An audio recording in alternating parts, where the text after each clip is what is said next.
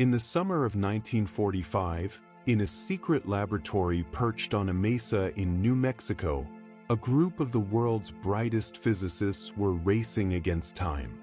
The Manhattan Project had successfully tested the first atomic bomb in the desert, and now these scientists faced a new challenge, understanding exactly how close they could bring fissile material to the edge of a chain reaction without crossing that invisible, deadly line. What they were about to attempt had no precedent in human history. They would manually assemble cores of plutonium and uranium, bringing reflective materials closer and closer to the radioactive metal, watching for the telltale signs that neutrons were multiplying inside. They called these experiments "tickling the dragon's tail." It was a phrase that captured both the audacity and the danger of what they were doing, provoking something immensely powerful, seeing how far they could push before it bit back. The scientists knew the risks. They had calculated them, discussed them, debated the proper safety margins. But calculation and reality are different things. And in the world of nuclear physics in 1945, there were no textbooks, no established protocols, no institutional memory of what happened when things went wrong. Every experiment was a first. Every procedure was being written in real time. The dragon they were tickling was criticality, the point at which a mass of fissile material sustains a nuclear chain reaction. Below critical mass, neutrons released by splitting atoms mostly escape into the surrounding space. A few might strike other atoms and cause more fissions, but the reaction fizzles out. At criticality, enough neutrons strike other atoms that the reaction becomes self-sustaining. Each fission produces more neutrons, which cause more fissions, which produce more neutrons. The process feeds itself, and when it does, the material releases an intense burst of radiation and heat. The experiments conducted at Los Alamos were designed to find that critical point with precision. Scientists would start with a subcritical assembly and slowly add reflective material, usually tungsten carbide or beryllium, that would bounce escaping neutrons back into the core, effectively increasing the likelihood of additional fissions. They would measure the neutron flux, calculate how close they were to criticality, make adjustments.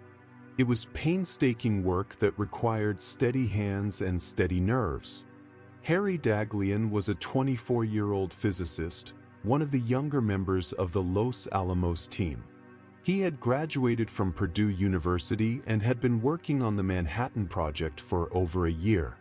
On the evening of August 21, 1945, just days after the war with Japan had ended, Daghlian was working alone in the Omega Site laboratory. This itself was unusual. The experiments were typically conducted during the day with other scientists present. But Daghlian had received permission to work that evening, and he was accompanied only by a security guard who remained in an adjacent area. Daghlian was building a neutron reflector around a subcritical plutonium core, adding tungsten carbide bricks one at a time. Each brick brought the assembly closer to criticality. He would add a brick, take measurements, add another brick. The neutron detectors would click more rapidly as the neutron population increased.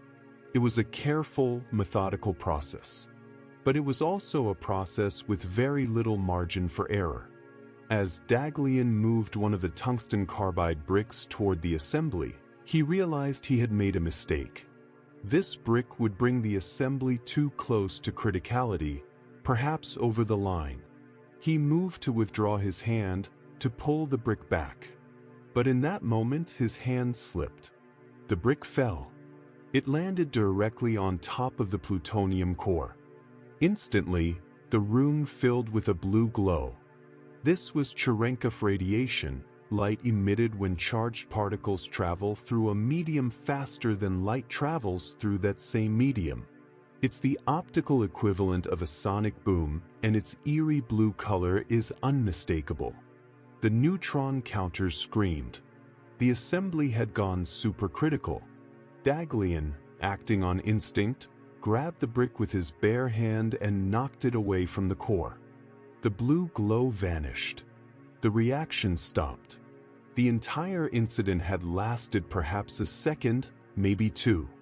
But in that brief moment, Daghlian had been exposed to a massive dose of radiation, estimated later at 5.1 sieverts, far beyond what a human body can survive.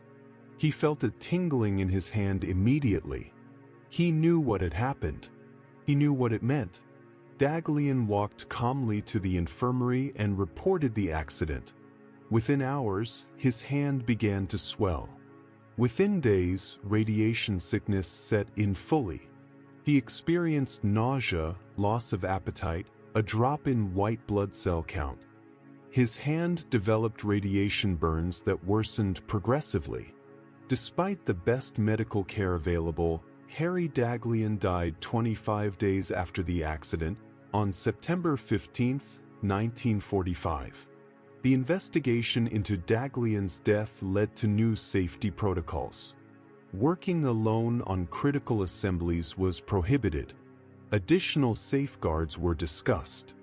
But the experiments continued. The need to understand criticality, to map its boundaries, was considered essential to the nuclear weapons program. And so, just 9 months later, the dragon's tail was tickled again. Louis Slotin was a Canadian physicist, 35 years old, known for his skill and confidence in the laboratory. He had witnessed the Trinity test and had worked extensively with critical assemblies. By May of 1946, Slotin was preparing to leave Los Alamos to return to the University of Chicago. But before he left, he was training his replacement, Alvin Graves, in the procedures for criticality experiments.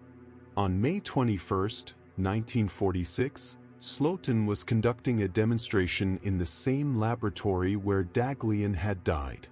This time, the experiment involved 2 beryllium-coated hemispheres.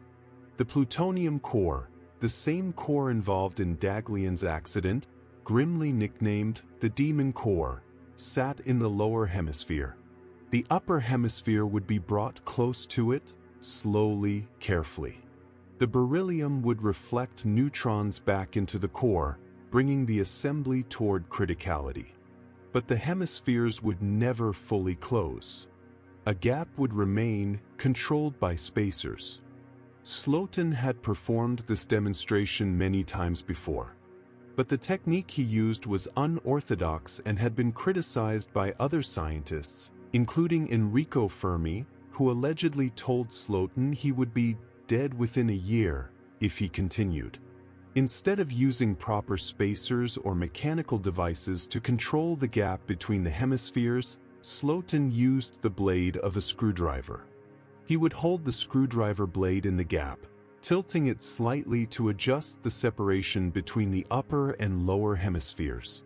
It gave him fine control, yes, but it also meant there was nothing but his hand and a screwdriver between a subcritical assembly and a supercritical one.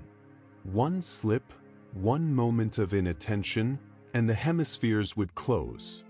7 other people were in the room that day, observing. Slotin was narrating the procedure as he performed it, explaining to Graves what to watch for, how to read the instruments.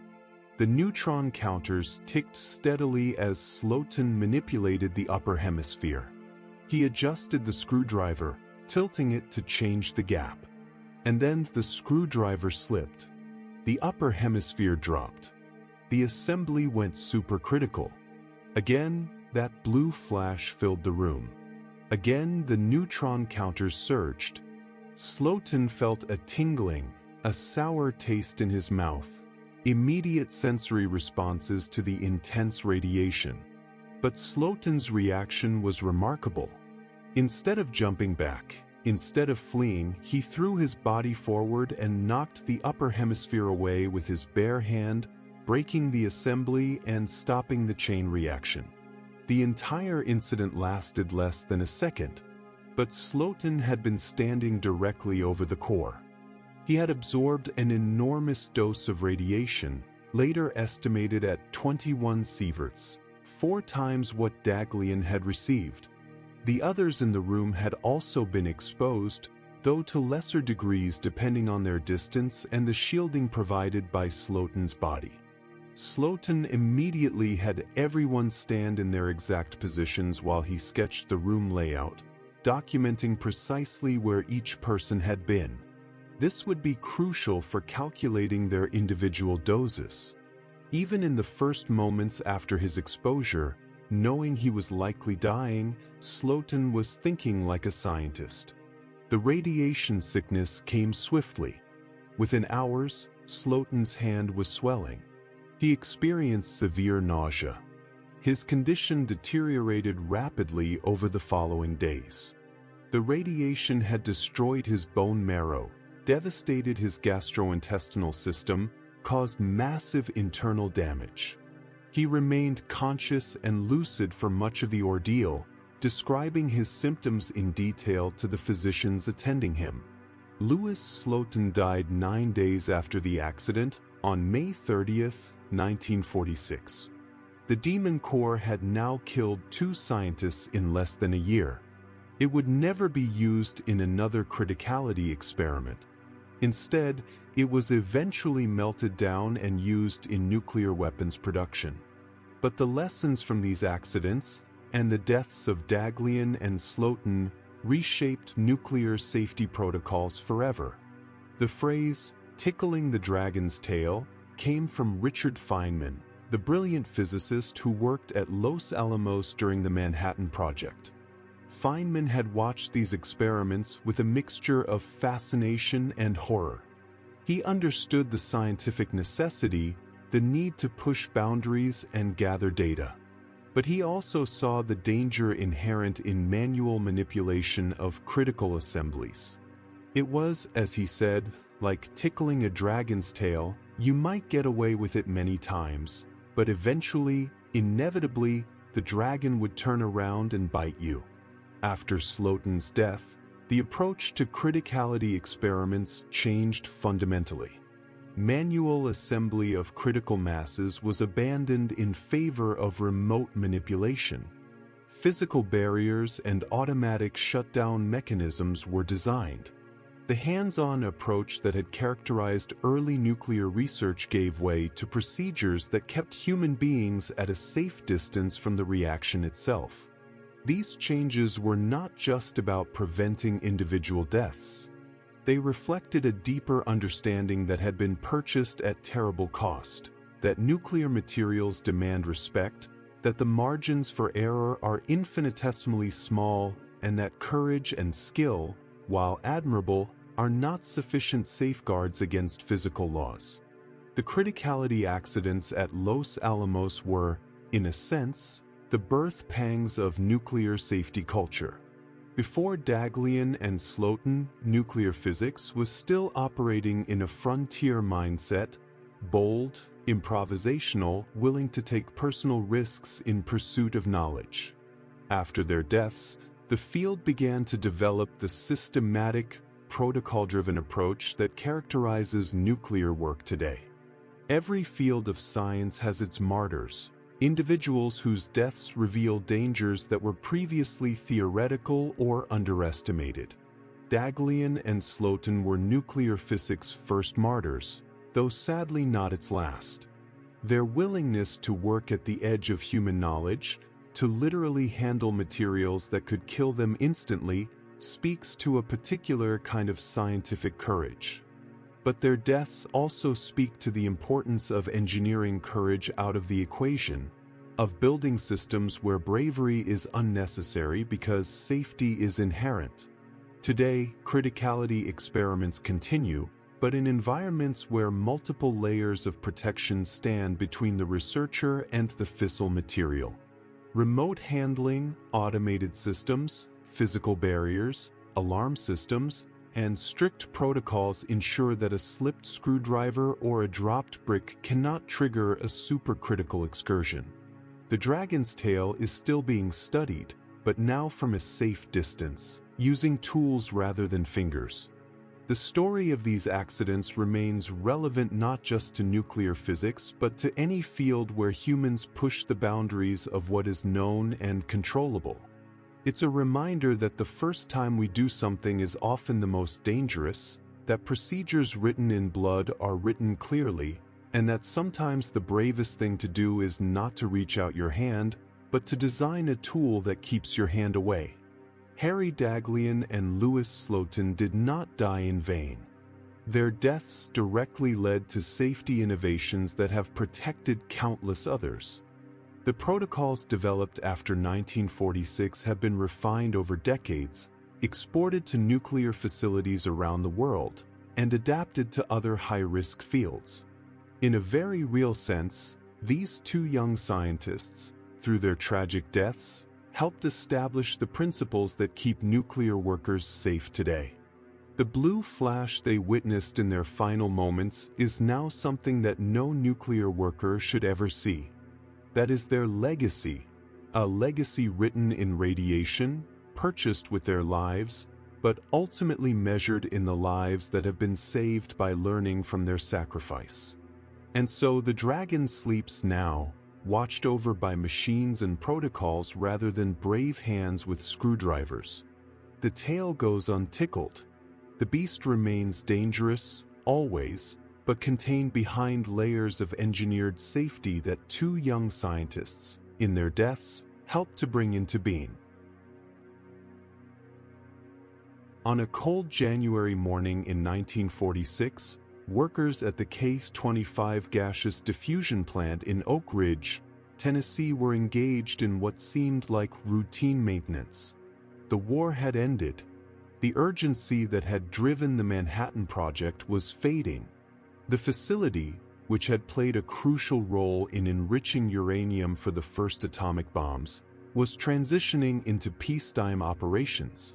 The atmosphere was more relaxed. Procedures that had been followed religiously during wartime were perhaps not being observed quite as strictly. What happened that morning would demonstrate a principle that applies far beyond nuclear facilities, far beyond chemistry, far beyond any single industry. It's a principle about complacency, about the invisible line between routine and disaster, and about how the most dangerous moment is often not when you're handling something you know is dangerous, but when you've handled it so many times that you've forgotten it ever was. The K-25 plant was an enormous facility, covering more than 40 acres under one roof. It was designed for a single purpose: to separate uranium-235, the isotope useful for nuclear weapons and reactors, from the much more common uranium-238. The process was called gaseous diffusion, and it relied on a chemical compound called uranium hexafluoride. Uranium hexafluoride is a fascinating and treacherous substance. At room temperature, it exists as a solid, a white or pale gray crystalline material. Heat it slightly above about 64 degrees Celsius, and it undergoes sublimation, transforming directly from solid to gas without passing through a liquid phase. This property made it ideal for the diffusion process. Gaseous uranium hexafluoride could be forced through thousands of porous barriers, and because molecules containing the lighter uranium-235 moved slightly faster than those containing uranium-238, the gas that passed through would be very slightly enriched. Repeat this process thousands of times through thousands of stages, and eventually you could produce highly enriched uranium. But uranium hexafluoride had other properties that made it extraordinarily dangerous to work with. It reacted violently with water, not just aggressively, violently. When uranium hexafluoride encounters moisture, it immediately breaks down into uranyl fluoride and hydrogen fluoride. Hydrogen fluoride is one of the most corrosive substances known. As a gas, it's called hydrofluoric acid, and it can cause severe burns, destroy lung tissue, and penetrate deep into the body, where it interferes with calcium metabolism and can cause cardiac arrest. The workers at K25 knew this, of course. They had been trained. They understood that uranium hexafluoride cylinders had to be kept absolutely dry. They knew that even small leaks could be hazardous. But knowledge and attention are different things. And in January of 1946, something had shifted in the culture of the facility. The war was over. The pressure was off. And perhaps, just perhaps, some of the vigilance had slipped. The incident began with a cylinder of uranium hexafluoride that needed to be cleaned. These cylinders were large steel containers, about 4 feet long and a foot in diameter, designed to hold the material safely. Over time, deposits would build up inside the cylinders, and they would need to be serviced. The procedure for cleaning them was straightforward but had to be followed exactly. The cylinder had to be completely emptied of uranium hexafluoride. It had to be verified empty. Only then could it be safely opened for cleaning. On this particular morning, the cylinder in question was believed to be empty. The workers had checked the gauges. The readings suggested that the pressure inside was low, consistent with an empty or nearly empty cylinder. But the gauges were not entirely reliable. And critically, no one had performed a secondary verification. No one had, for instance, weighed the cylinder to confirm it was empty.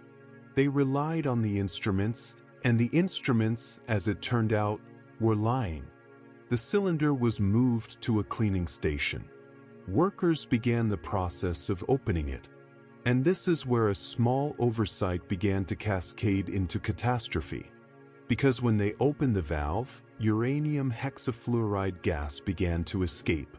Not a lot, initially. Just a small release.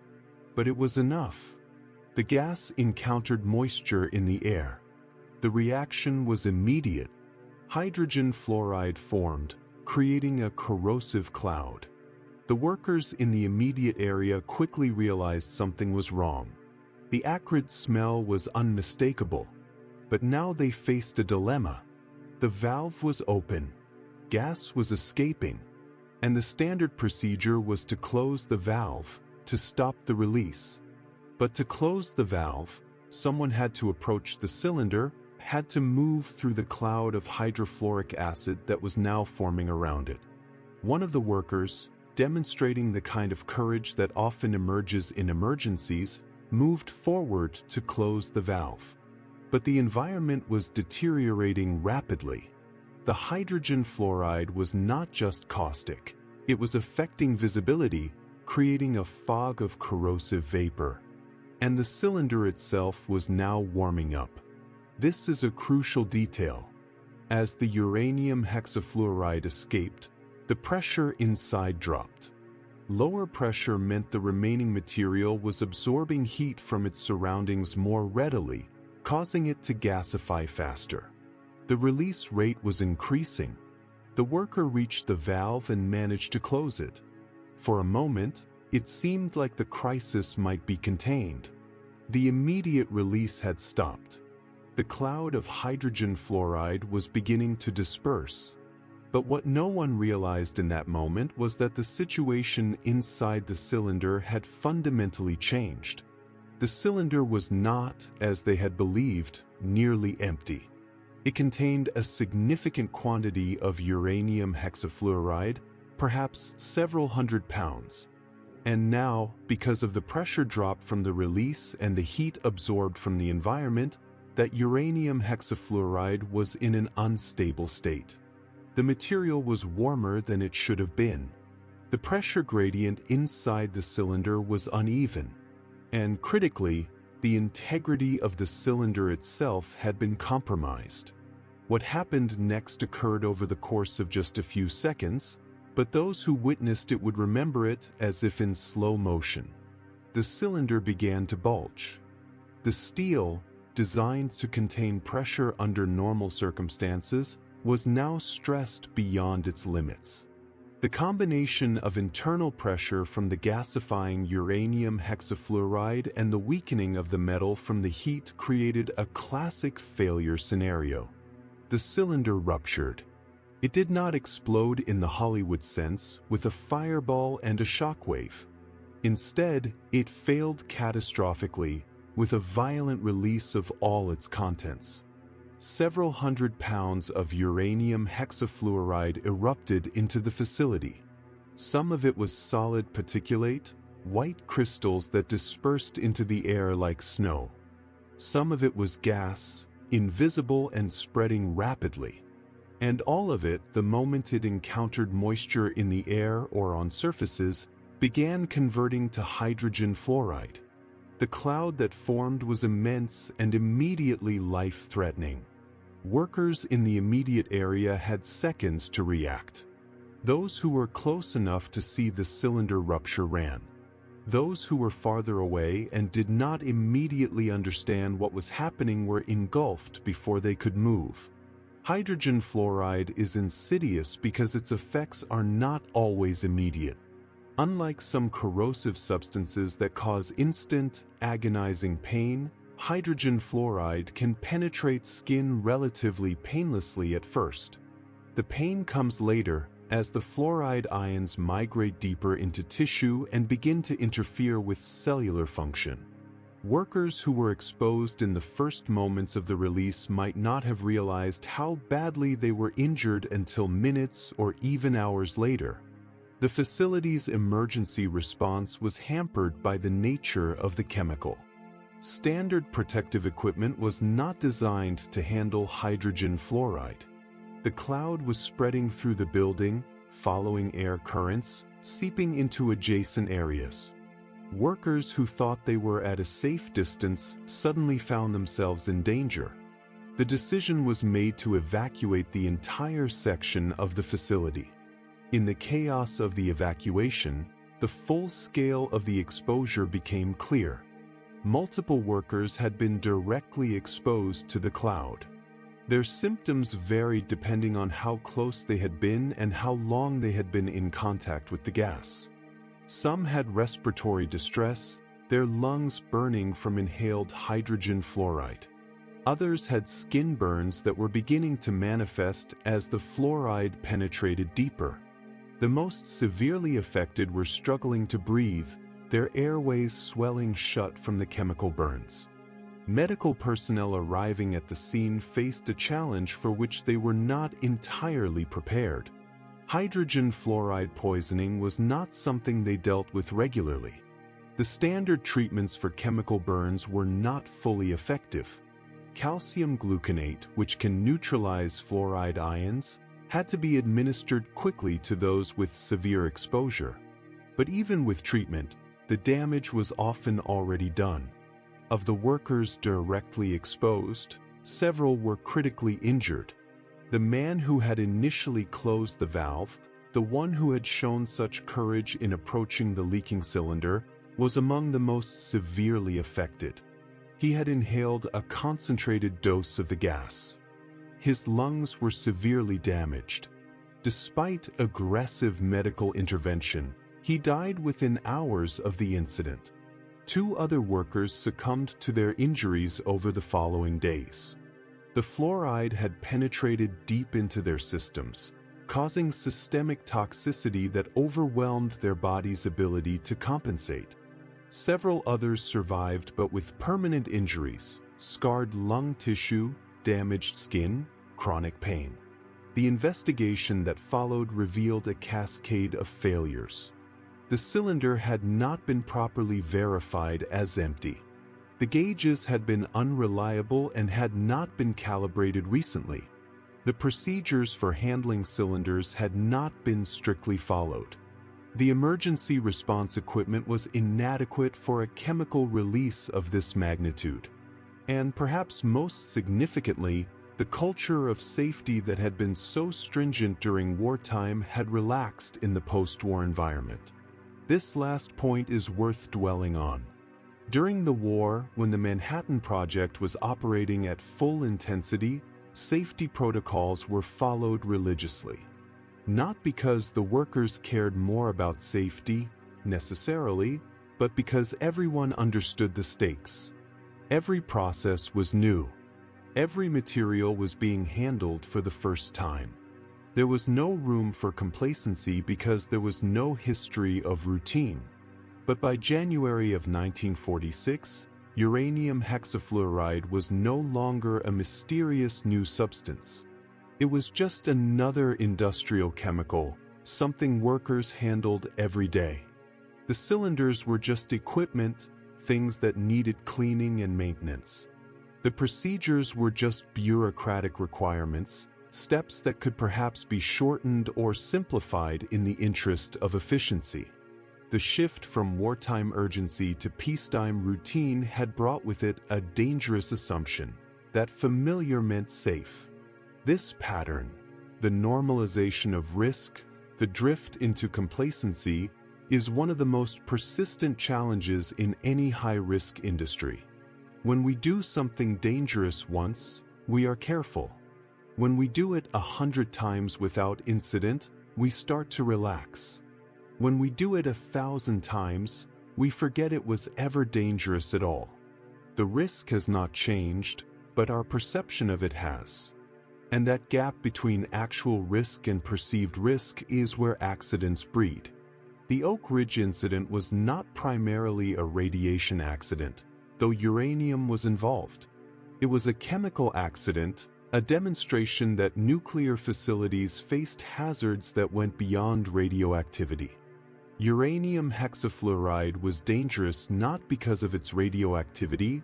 Uranium in this form is only mildly radioactive, but because of its chemical properties.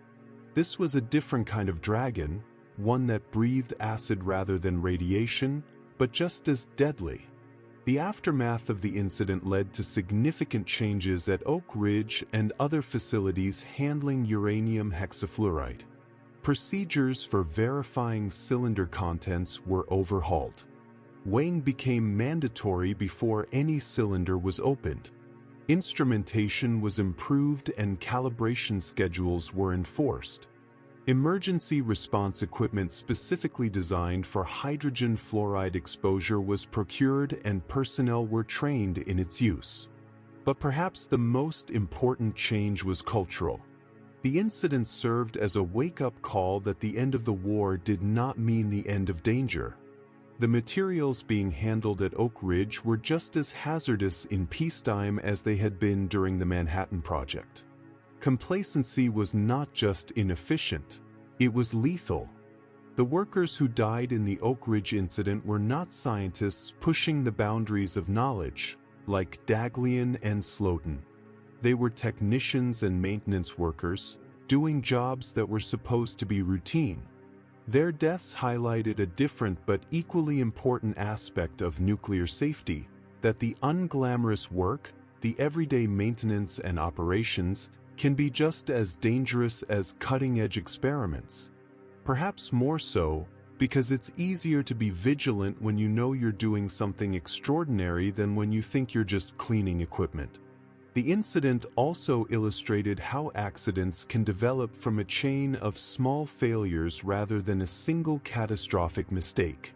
The unreliable gauge, the skipped verification step, the assumption that probably empty was the same as definitely empty, the delayed recognition of the severity of the release. Each of these was a small failure, none of them individually catastrophic. But together, they created the conditions for disaster. This concept, which would later be formalized in accident analysis models like the Swiss cheese model, was already evident at Oak Ridge in 1946. Accidents rarely result from a single cause. Instead, they result from the alignment of multiple failures, each one slipping through a gap in the defenses that should prevent disaster. When all the holes in all the layers of protection align, even briefly, catastrophe can pass through. In the decades since the Oak Ridge incident, uranium hexafluoride has continued to be used in nuclear fuel production. Millions of pounds of the material have been processed, transported, and handled. The procedures developed in the wake of the 1946 accident have been refined and expanded. Modern facilities handling uranium hexafluoride have multiple redundant safety systems, rigorous training programs, and a safety culture that treats every cylinder, every procedure, every step with the respect that its hazards demand. But the fundamental lesson remains unchanged, that familiarity breeds complacency, that routine is where danger hides, and that the moment we stop being careful is the moment we become vulnerable. The workers at Oak Ridge in 1946 learned this lesson at terrible cost. Their deaths serve as a reminder to every subsequent generation of nuclear workers, and indeed to workers in any hazardous industry, that safety is not something you achieve once and then maintain automatically. It's something you must choose actively, every single day, with every single task. The dragon's tail comes in many forms. Sometimes it glows blue in a physics laboratory. Sometimes it hisses and burns in an industrial facility. But always, always, it demands respect. The moment we forget that, the moment we let our guard down, is the moment the dragon turns and strikes. And so the legacy of Oak Ridge is not just in the procedures and equipment that changed, but in the vigilance that must be maintained. The white cloud of uranium hexafluoride transforming into corrosive acid, spreading through the facility, taking lives, that image should remain burned into the consciousness of anyone who works with hazardous materials. Not to inspire fear, but to inspire respect. Not to paralyze, but to motivate the kind of careful, deliberate, never complacent approach that keeps people safe. The 3 men who died at Oak Ridge were doing their jobs, following what they thought were adequate procedures, working with materials they handled every day. Their deaths were not the result of recklessness or incompetence. They were the result of a system that had allowed small gaps in safety to persist and align. In remembering them, we remember the obligation to close those gaps, to challenge complacency, and to never allow the familiar to become the underestimated. On December 29, 2008, Shaharbano Sangji arrived at work at the University of California, Los Angeles. She was 23 years old, a recent graduate working as a research assistant in a chemistry laboratory. It was a quiet day on campus. Many people were still on winter break. The laboratory was nearly empty. Shaharbano was there to conduct what seemed like a routine experiment, a task she had been assigned by the principal investigator whose lab she worked in. She would be working with a chemical called tert-butyllithium. What happened in the next few minutes would change university laboratory safety practices across the entire country. It would lead to criminal charges against a tenured professor. It would spark a national conversation about the treatment of research assistants and the responsibilities of principal investigators. And it would cost Shaharbano Sangji her life in one of the most preventable laboratory accidents in modern American history. This is not a story from the dawn of the atomic age, when scientists were working with materials that had never been handled before. This is not a story about exotic weapons facilities or classified government research. This is a story about an ordinary chemistry laboratory at one of the most prestigious universities in the world, in the 21st century, where safety protocols existed but were not followed, where training was inadequate, and where a young woman paid the ultimate price for systemic failures. Tert-butyllithium is a reagent commonly used in organic chemistry. It's a strong base and a powerful nucleophile, useful for a variety of synthetic reactions. Chemists work with it regularly, but it's also extraordinarily hazardous. It's pyrophoric, meaning it ignites spontaneously upon contact with air. It reacts violently with water, including moisture in the air or on skin. When it burns, it produces intense heat and toxic fumes. And critically, it cannot be extinguished with water. Using water on a tert-butylithium fire only makes it worse, spreading the burning liquid and intensifying the reaction. Because of these properties, strict protocols exist for handling tert-butylithium. It must be transferred using specialized techniques, typically with syringes or cannulas under an inert atmosphere. Workers must wear appropriate personal protective equipment, including flame-resistant lab coats. The work should be done in a fume hood. And perhaps most importantly, anyone working with pyrophoric reagents should be thoroughly trained, not just in the technique itself, but in emergency response procedures in case something goes wrong. Shiharbano Sangji had been working in Professor Patrick Heron's laboratory for several months. Heron was a prominent organic chemist, recently recruited to UCLA from the University of Texas Southwestern Medical Center. His research focused on synthesizing complex natural products, work that often required the use of reactive reagents like tert-butylithium. The lab was productive, publishing regularly, and Heron himself was considered a rising star in the field. But on that December morning, several critical safety failures converged. Shiharbano had never received formal training in handling pyrophoric reagents. She had observed others performing transfers, but she had not been directly instructed or supervised while learning the technique herself. She was not wearing a flame-resistant lab coat. In fact, she was wearing a standard cotton lab coat and a synthetic fleece sweater underneath, both of which would prove to be tragically flammable. And she was working alone, without anyone immediately present who could assist if something went wrong. The task itself seemed straightforward.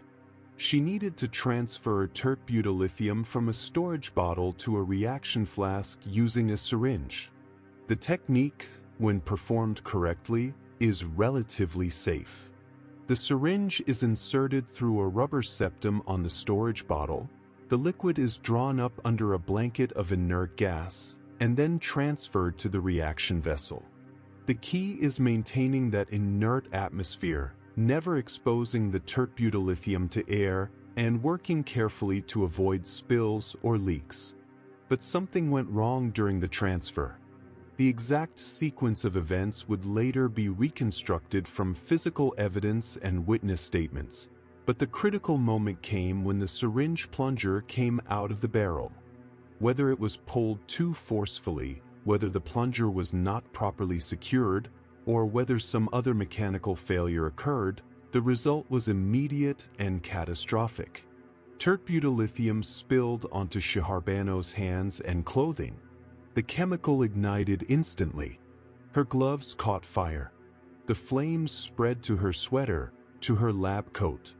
In organic chemistry, there's a phrase, flash fire. It describes what happens when flammable vapors or liquids ignite suddenly, creating a burst of flame that engulfs whatever fuel is available. That's what happened to Shiharbano. In seconds, she was engulfed in flames. Her screams brought other lab members running. They found her on fire, trying desperately to remove her burning clothing. One colleague grabbed a nearby coat and tried to smother the flames. Others attempted to help her remove the lab coat and sweater, but the synthetic materials had melted onto her skin, fusing with the burned tissue beneath. The heat was so intense that it had penetrated through multiple layers of clothing, causing deep burns across her arms, torso, and neck. Someone activated the emergency shower. Shiharbano was pulled under the water. But by this point, the acute phase of the fire was over. The damage had been done in the first 30 to 45 seconds.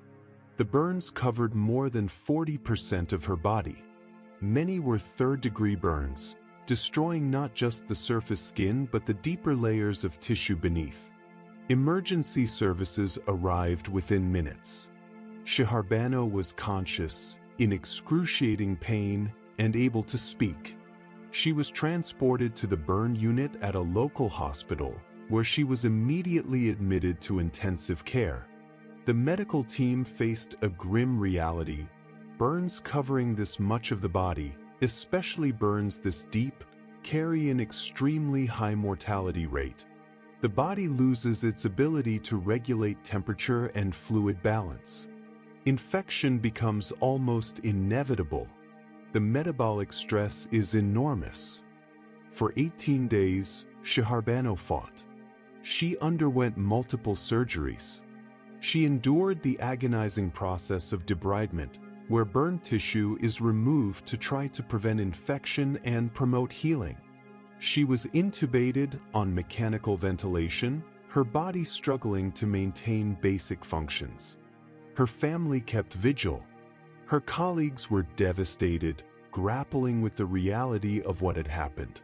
But the injuries were too severe. On January 16, 2009, 18 days after the accident, Shaharbano Sangji died from complications of her burns. She was 23 years old. She had graduated from Pomona College just months before. She had her whole life ahead of her. And she died because of failures in laboratory safety that were entirely preventable. The aftermath of Shaharbano's death sent shockwaves through the academic chemistry community. The California Division of Occupational Safety and Health, known as Cal/OSHA, launched an investigation. What they found was damning. The laboratory had multiple safety violations. Workers had not received adequate training in handling pyrophoric materials. Personal protective equipment was not consistently used. Safety protocols existed on paper but were not enforced in practice. And critically, the culture of the laboratory placed productivity and research output above safety considerations. Cal/OSHA issued citations and fines. But more significantly, they took an unprecedented step. They recommended criminal charges against Professor Patrick Heron. This had never been done before in an academic laboratory accident. Principal investigators were not typically held criminally liable for accidents in their labs. But the circumstances of Shaharbano's death and the pattern of safety violations that preceded it led prosecutors to argue that this went beyond negligence into the realm of criminal behavior.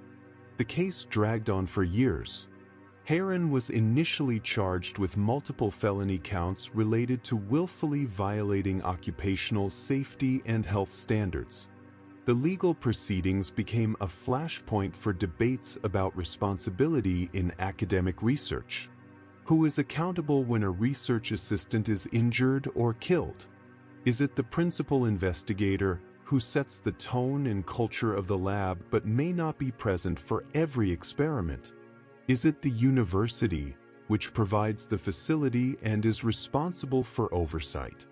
Is it the individual worker, who ultimately makes the decision to proceed with a task? The answer, most safety experts would argue, is all of the above, but with different degrees of responsibility. The university has an obligation to ensure adequate safety infrastructure, training programs, and oversight. The principal investigator has a duty to maintain a safe laboratory environment, to ensure that workers are properly trained, and to prioritize safety over productivity. And individual workers have a responsibility to speak up when they don't feel adequately prepared, to use proper safety equipment, and to follow protocols. But in practice, the power dynamics in academic research labs complicate this simple allocation of responsibility. Research assistants, especially those like Shaharbano who are not yet in graduate programs, often feel pressure to perform tasks they're assigned without questioning their preparation. Saying, "I don't know how to do this safely," can feel like admitting incompetence. Asking for more training can feel like wasting the principal investigator's time. And in a competitive research environment, where publication and productivity determine career advancement, there's an implicit pressure to move quickly, to get results. to not slow things down with excessive caution. This culture, which existed not just at UCLA but in academic research laboratories across the country, had allowed unsafe practices to persist. Shaharbano was not the first person to be injured working with pyrophoric reagents. There had been close calls in labs everywhere, incidents where luck rather than proper safety prevented tragedy. But those near misses were often not reported, not investigated, not used as learning opportunities. They were just things that happened, close calls that people talked about quietly but that didn't result in systemic change. Shaharbano's death forced that change. Universities across the country began reviewing and strengthening their laboratory safety programs. Training in handling hazardous materials became more rigorous and more thoroughly documented. The use of flame-resistant lab coats when working with pyrophorics became standard practice. And perhaps most importantly, the conversation about safety culture in academic research shifted. It became acceptable, even expected, for researchers to prioritize safety, to take the time to do things correctly, to speak up when protocols were not being followed. The criminal case against Professor Heron was eventually resolved through a deferred prosecution agreement. He was not convicted, but he did accept responsibility for the safety violations in his laboratory. The university reached a settlement with Shaharbano's family. And in a move that was both symbolic and practical, UCLA established new safety standards and committed to ongoing improvements in laboratory safety oversight. But no amount of legal resolution or policy change could undo what had happened. Shaharbano Sangji was gone. Her family had lost a daughter, a sister. Her friends had lost a companion. The scientific community had lost a bright young mind who might have made important contributions to chemistry. And all of it was preventable. The tert-butylithium fire at UCLA is a case study in how modern, well-resourced institutions can still fail catastrophically at the basics of workplace safety. This was not a resource problem. UCLA is a wealthy university with state-of-the-art facilities. This was not a knowledge problem. The hazards of tert-butylithium are well documented, and proper handling procedures are clearly established. This was a culture problem, a failure to prioritize safety in a meaningful way, a gap between written policies and actual practice. In the world of laboratory safety, there's a concept called the hierarchy of controls. At the top of this hierarchy is elimination, simply not using a hazardous material if a safer alternative exists. Next comes substitution, replacing a hazardous material with something less dangerous. Then engineering controls, physical barriers, fume hoods, automated systems that minimize human exposure. Then administrative controls, training, procedures, policies. And at the bottom, as the last line of defense, is personal protective equipment. The failure at UCLA occurred at multiple levels of this hierarchy. Substitution had not been adequately considered. Was tert-butylithium really necessary for this particular reaction, or could a less hazardous reagent have been used? Engineering controls were not fully utilized. Was the work being done in a way that maximized physical barriers between the worker and the hazard? Administrative controls had clearly failed, training was inadequate, procedures were not enforced. And personal protective equipment, that last line of defense, was not appropriate for the hazard. When safety systems fail at multiple levels simultaneously, accidents become not just possible but probable. And that's what happened on December 29, 2008. All the holes in all the layers of protection aligned, and disaster passed through.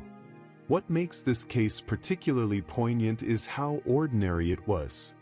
Shaharbano was not attempting anything unprecedented. She was not working with exotic materials or pushing the boundaries of science. She was performing a standard organic chemistry procedure, something that happens in laboratories thousands of times a day around the world. Most of those transfers go fine. The pyrophoric reagent is handled properly, the reaction proceeds, the research continues. But it only takes one failure, one moment where technique falters or luck runs out, for the hazard to manifest.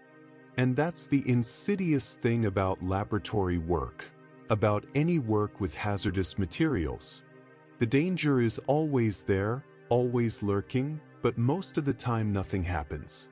You can work with these materials hundreds of times and never have an incident. That creates a false sense of security, a belief that because nothing has gone wrong, nothing will go wrong. But the hazard hasn't disappeared. It's just been waiting. Shiharbano Sangji's death is a reminder that we cannot rely on luck. We cannot assume that because a procedure usually goes well, it will always go well. We have to prepare for the possibility of failure, build in redundancy, maintain vigilance. We have to create a culture where safety is not just a checkbox on a form but a lived value, where taking the time to do things correctly is rewarded rather than seen as inefficiency, where speaking up about safety concerns is encouraged rather than discouraged. In the years since Shiharbano's death, her story has been told in chemistry classrooms and laboratory safety training sessions around the world. Her name has become synonymous with the need for better safety practices in academic research. It's a heavy legacy for a young woman who simply went to work one December morning, who was given a task to complete, who trusted that the institution she worked for and the people who supervised her had adequately prepared her for what she was being asked to do. That trust was betrayed, and the price of that betrayal was her life. In remembering Shiharbano Sangji, we remember the obligation that every institution, every supervisor, every colleague has to ensure that the workplace is safe, that training is adequate, that protocols are followed, and that no one is ever put in a position where they are asked to do something they are not fully prepared to do safely. The dragon in this story was not plutonium or uranium hexafluoride. It was tert-butylithium, an ordinary laboratory chemical, sitting in an ordinary bottle, in an ordinary laboratory. But ordinary does not mean safe. And the lesson, purchased once again at terrible cost, is that we must never, ever let our guard down. On a warm afternoon in July 2007, a postdoctoral researcher at the Hawaii Natural Energy Institute was conducting what seemed like a perfectly ordinary experiment. The institute, located on the University of Hawaii's Manoa campus, was dedicated to renewable energy research.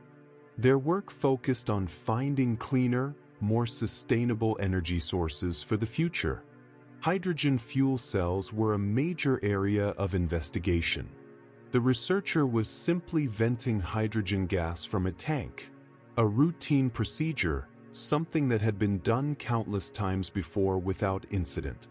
Within seconds, an explosion tore through the laboratory.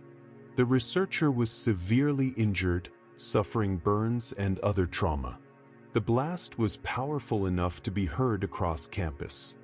Windows shattered, equipment was destroyed, and investigators were left to answer a troubling question. How did a routine venting procedure, something so mundane and unremarkable, result in such catastrophic failure? The answer lay in something invisible, something that had been building silently and unnoticed, something that most people never think about until it's too late. Static electricity. That same phenomenon that makes your hair stand up when you rub a balloon, that gives you a small shock when you touch a doorknob after walking across carpet. In the right circumstances, with the right fuel, that tiny spark can be as devastating as any flame. Hydrogen is the simplest element in the universe. just a single proton and a single electron. It's also one of the most abundant elements, making up about 75% of the universe's normal matter. On Earth, we rarely find it in its pure elemental form. It's almost always bonded to other elements, like oxygen in water or carbon in organic compounds. But when we do isolate pure hydrogen gas, we're working with something extraordinary and extraordinarily dangerous. Hydrogen has the lowest molecular weight of any gas, which means it's incredibly light. It rises rapidly in air, much faster than natural gas or other fuels. This is often cited as a safety feature. If there's a leak, the hydrogen disperses quickly upward rather than pooling at ground level like propane or gasoline vapors. But this rapid dispersal comes with its own challenges. Hydrogen can accumulate in unexpected places, in sealing spaces or pockets where ventilation is poor. And once it's there, it's waiting. Hydrogen has an extraordinarily wide flammability range. It can ignite in air at concentrations anywhere from 4% to 75%. Compare this to natural gas, which ignites between about 5 and 15%, or gasoline vapors, which ignite between about 1 and 8%. Hydrogen's wide range means that there are many scenarios in which it can form an ignitable mixture. And perhaps most importantly, hydrogen has an incredibly low ignition energy. It takes only about 1/20th of a millijoule to ignite hydrogen in air.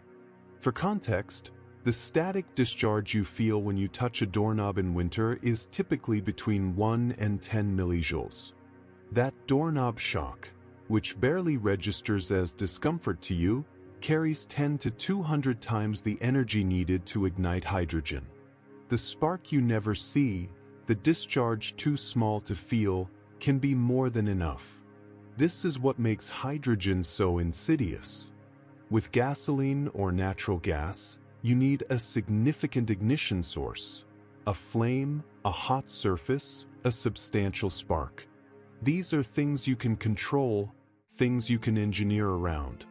But with hydrogen, the ignition source can be so small, so fleeting, that you don't even know it's there. A tiny static discharge, a momentary friction spark, an electrical transient. Any of these can be enough. At the Hawaii Natural Energy Institute, researchers worked with hydrogen regularly. It was central to their fuel cell research. They understood the hazards intellectually. They knew that hydrogen was flammable, that it could ignite easily, that proper ventilation was critical. The laboratory had safety equipment. There were procedures in place.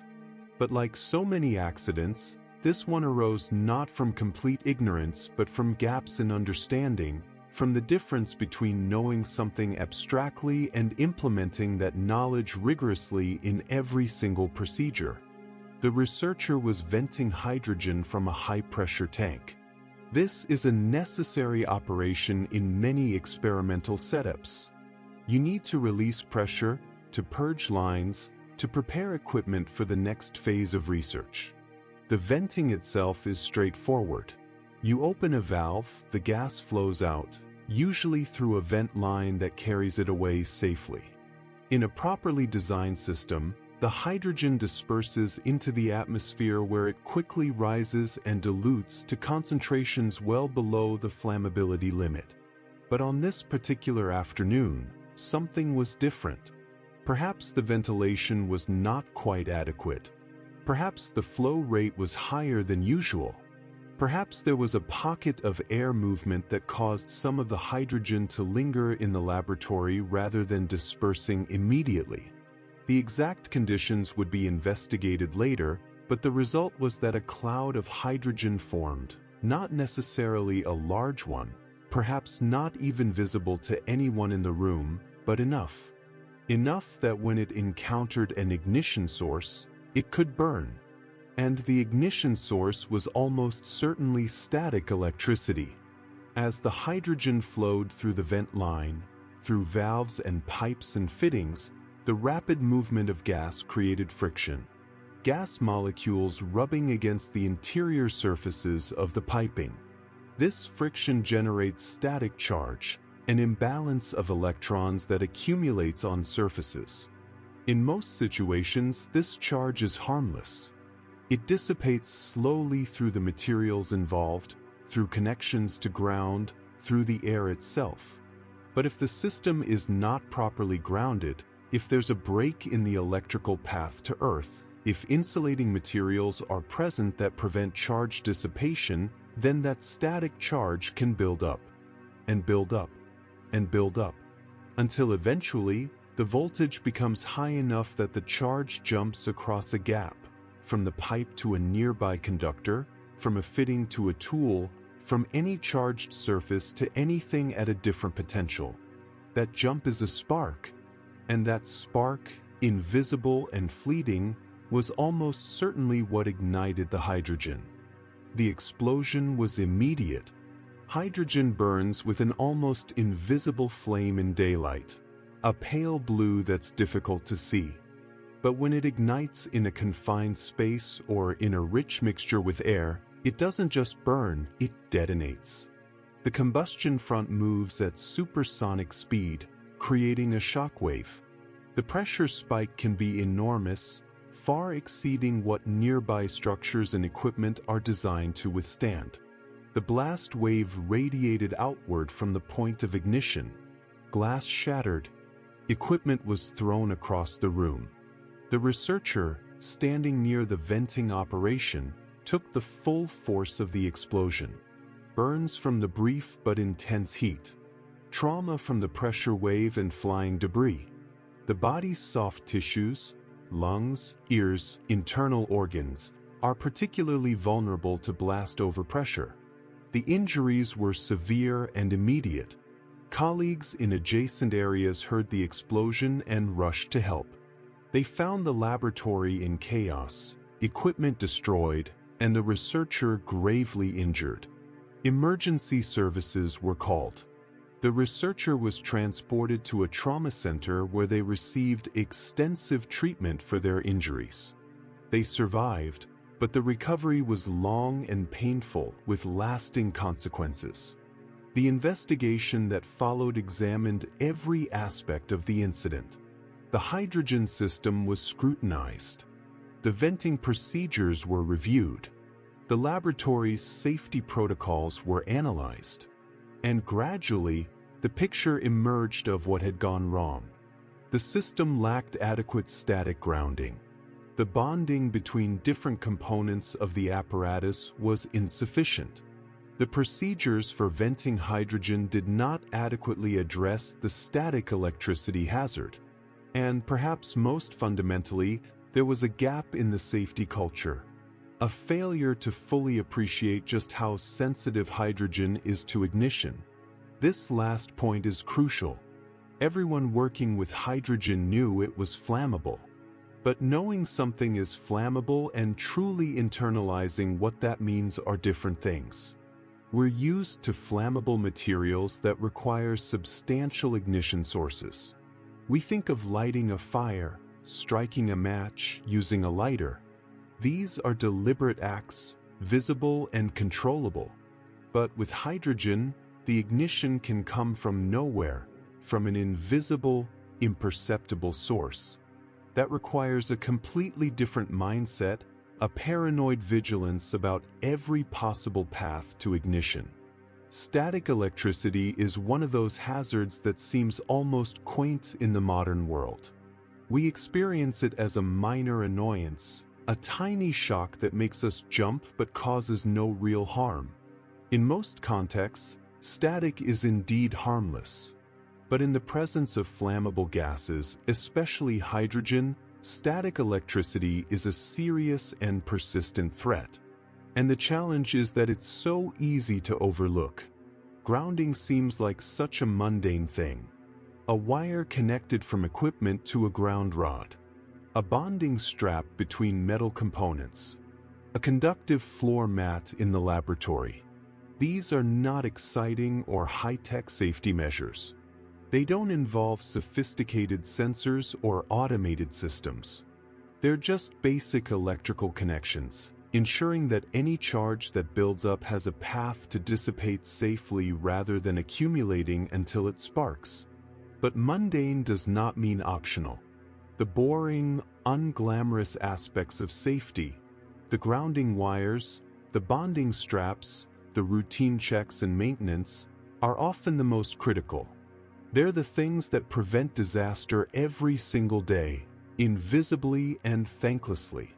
We only notice them when they're absent, when something goes wrong and the investigation reveals that the simple, basic precaution was not in place. This is a recurring theme in accident analysis.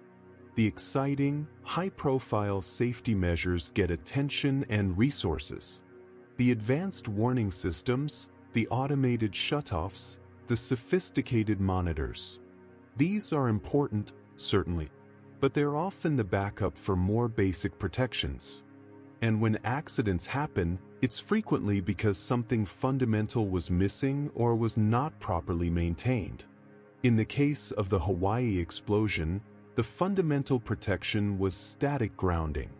If the hydrogen system had been properly grounded, if all the metal components had been electrically bonded together and connected to earth ground, then any static charge generated during the venting operation would have dissipated harmlessly. There would have been no spark. The hydrogen cloud, if it formed at all, would have dispersed without igniting. The researcher would have completed the procedure and moved on to the next task, never knowing how close they had come to disaster.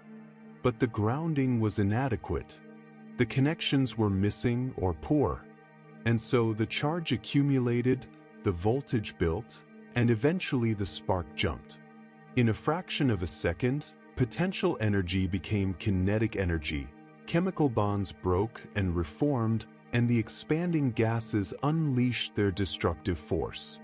The aftermath of the Hawaii incident led to significant changes in how hydrogen research is conducted. Grounding and bonding requirements were strengthened and made more explicit. Training programs were updated to emphasize the unique hazards of hydrogen, particularly the extreme sensitivity to small ignition sources. Procedures for venting and handling hydrogen were revised to include specific steps for verifying that static hazards were controlled. But beyond the specific technical changes, the incident served as a reminder of a broader principle, that the most dangerous hazards are often the ones we've become too familiar with. The researchers at Hawaii had been working with hydrogen for years. They had successfully conducted countless experiments. The venting procedure was routine, something that had been done hundreds or thousands of times before without incident. That history of success created a subtle complacency, a sense that because things had always gone well, they would continue to go well. This is the normalization of deviance, a concept that has been studied extensively in high-reliability organizations and accident analysis. When we do something risky and nothing bad happens, we unconsciously revise our assessment of the risk downward. We did it once, and it was fine. We did it 100 times, and it was always fine. Gradually, the risky procedure becomes normalized. It becomes routine. We forget that it was ever considered dangerous at all. But the actual risk has not changed. The hydrogen is just as flammable on the 1,000th venting operation as it was on the first. The static discharge is just as capable of igniting it. The only thing that has changed is our perception, our vigilance. And that gap between actual risk and perceived risk is where accidents live. Fighting this normalization requires conscious effort. It requires maintaining what safety professionals sometimes call chronic unease, a persistent, low-level anxiety about the potential for things to go wrong, even when they've always gone right before.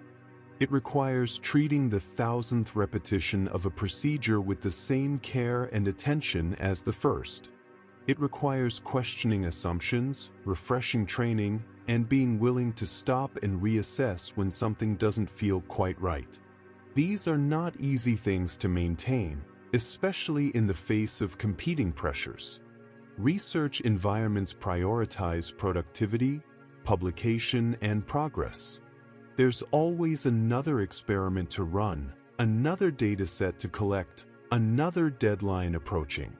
Taking the time to verify grounding, to double-check procedures, to pause and think through the hazards can feel like an inefficiency, like something that's slowing down the important work. But the Hawaii incident demonstrates the cost of that mindset. The researcher who was injured was not being reckless. They were not deliberately cutting corners or ignoring safety. They were following what seemed like adequate procedures, doing work that was considered routine. The failure was systemic, not individual. It was a failure of the organization to ensure that the basic protections were in place and maintained, a failure to adequately communicate the severity of the hazard, a failure to build a culture where safety truly came first. Hydrogen continues to be a focus of renewable energy research.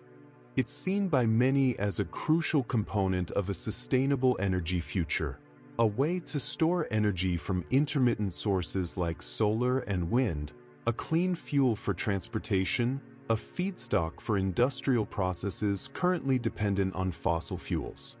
The research community has not abandoned hydrogen because of the dangers. Instead, they've learned to respect those dangers more fully, to implement more rigorous safety measures, and to maintain the vigilance that working with such sensitive fuel demands. But the lessons extend beyond hydrogen research, beyond energy laboratories, beyond any single field or industry. The Hawaii explosion is a case study in how invisible hazards, static electricity, gas clouds, ignition sources too small to see, can combine with ordinary procedures to create extraordinary consequences. It's a reminder that safety is not just about protecting against the obvious, dramatic risks, but about attending to the subtle, mundane, easily overlooked hazards that are present in everyday work. The spark that ignited the hydrogen in Hawaii lasted perhaps a microsecond. It was invisible. No one saw it happen. It may have been so small that if you had been holding the charged object, you wouldn't have felt the discharge. But that imperceptible spark, that moment of invisible energy transfer, was enough. Enough to ignite the gas. Enough to create an explosion. Enough to change a life forever. In the silence of a laboratory, hydrogen flows through pipes. Static charge accumulates, electron by electron. The voltage builds, invisibly, silently. And somewhere, in the fraction of a second when all the conditions align, the spark jumps. The mundane becomes catastrophic. The routine becomes a disaster. And we're reminded, once again, that the dragons we cannot see are often the most dangerous of all. In the summer of 2018, a routine audit at a research institution revealed something unusual. Not an explosion, not an injury, not any of the dramatic, immediate catastrophes that typically make headlines. Instead, what was discovered was something far more subtle, far more insidious. Duplicated images in a scientific paper. Western blot membranes that had been destroyed before they could be re-examined. Data that didn't quite add up when scrutinized carefully. This is a different kind of laboratory disaster. There are no flames here, no toxic clouds, no blue flashes of radiation. The damage is quieter but perhaps more profound.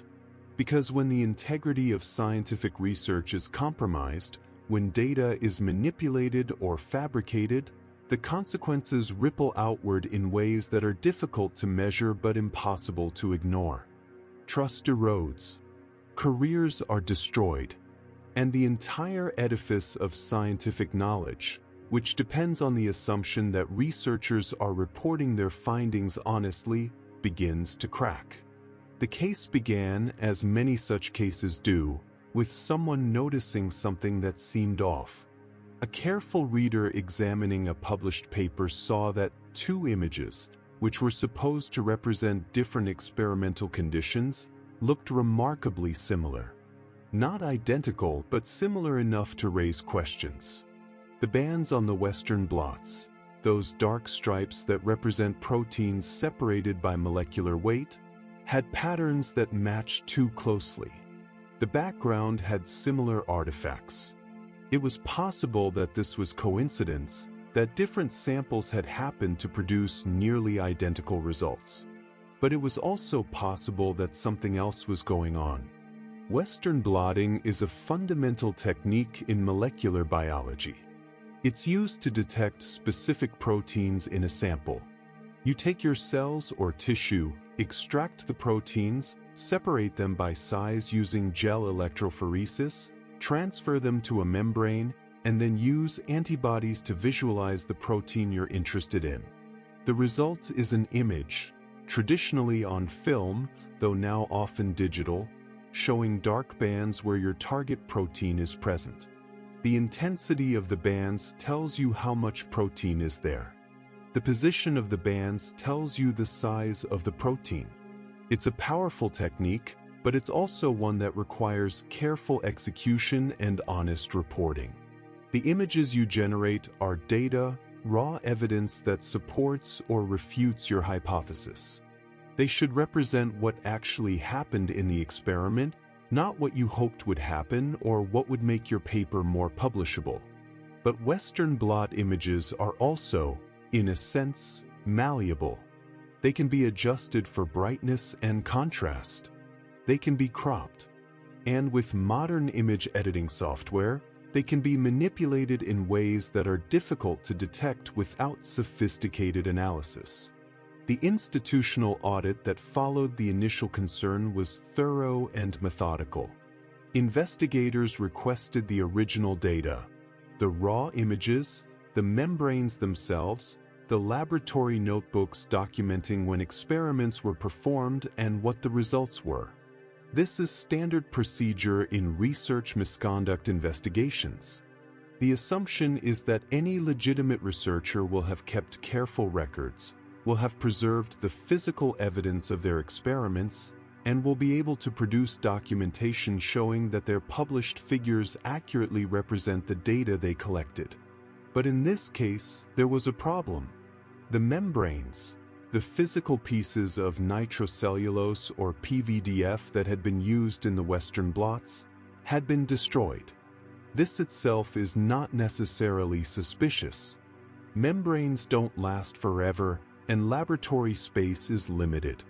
But the timing was troubling. The membranes had been disposed of relatively recently after questions about the paper had begun to surface. And critically, there was no clear policy requiring their preservation, no documentation of when and why they had been destroyed. Without the physical membranes, the investigation had to rely on the images themselves. And this is where things became more complicated. Digital images can be analyzed for signs of manipulation. Forensic software can detect if regions have been copied and pasted, if brightness has been selectively adjusted, if the image has been altered in ways that would not occur naturally during the imaging process. The investigators used such tools, and what they found was concerning.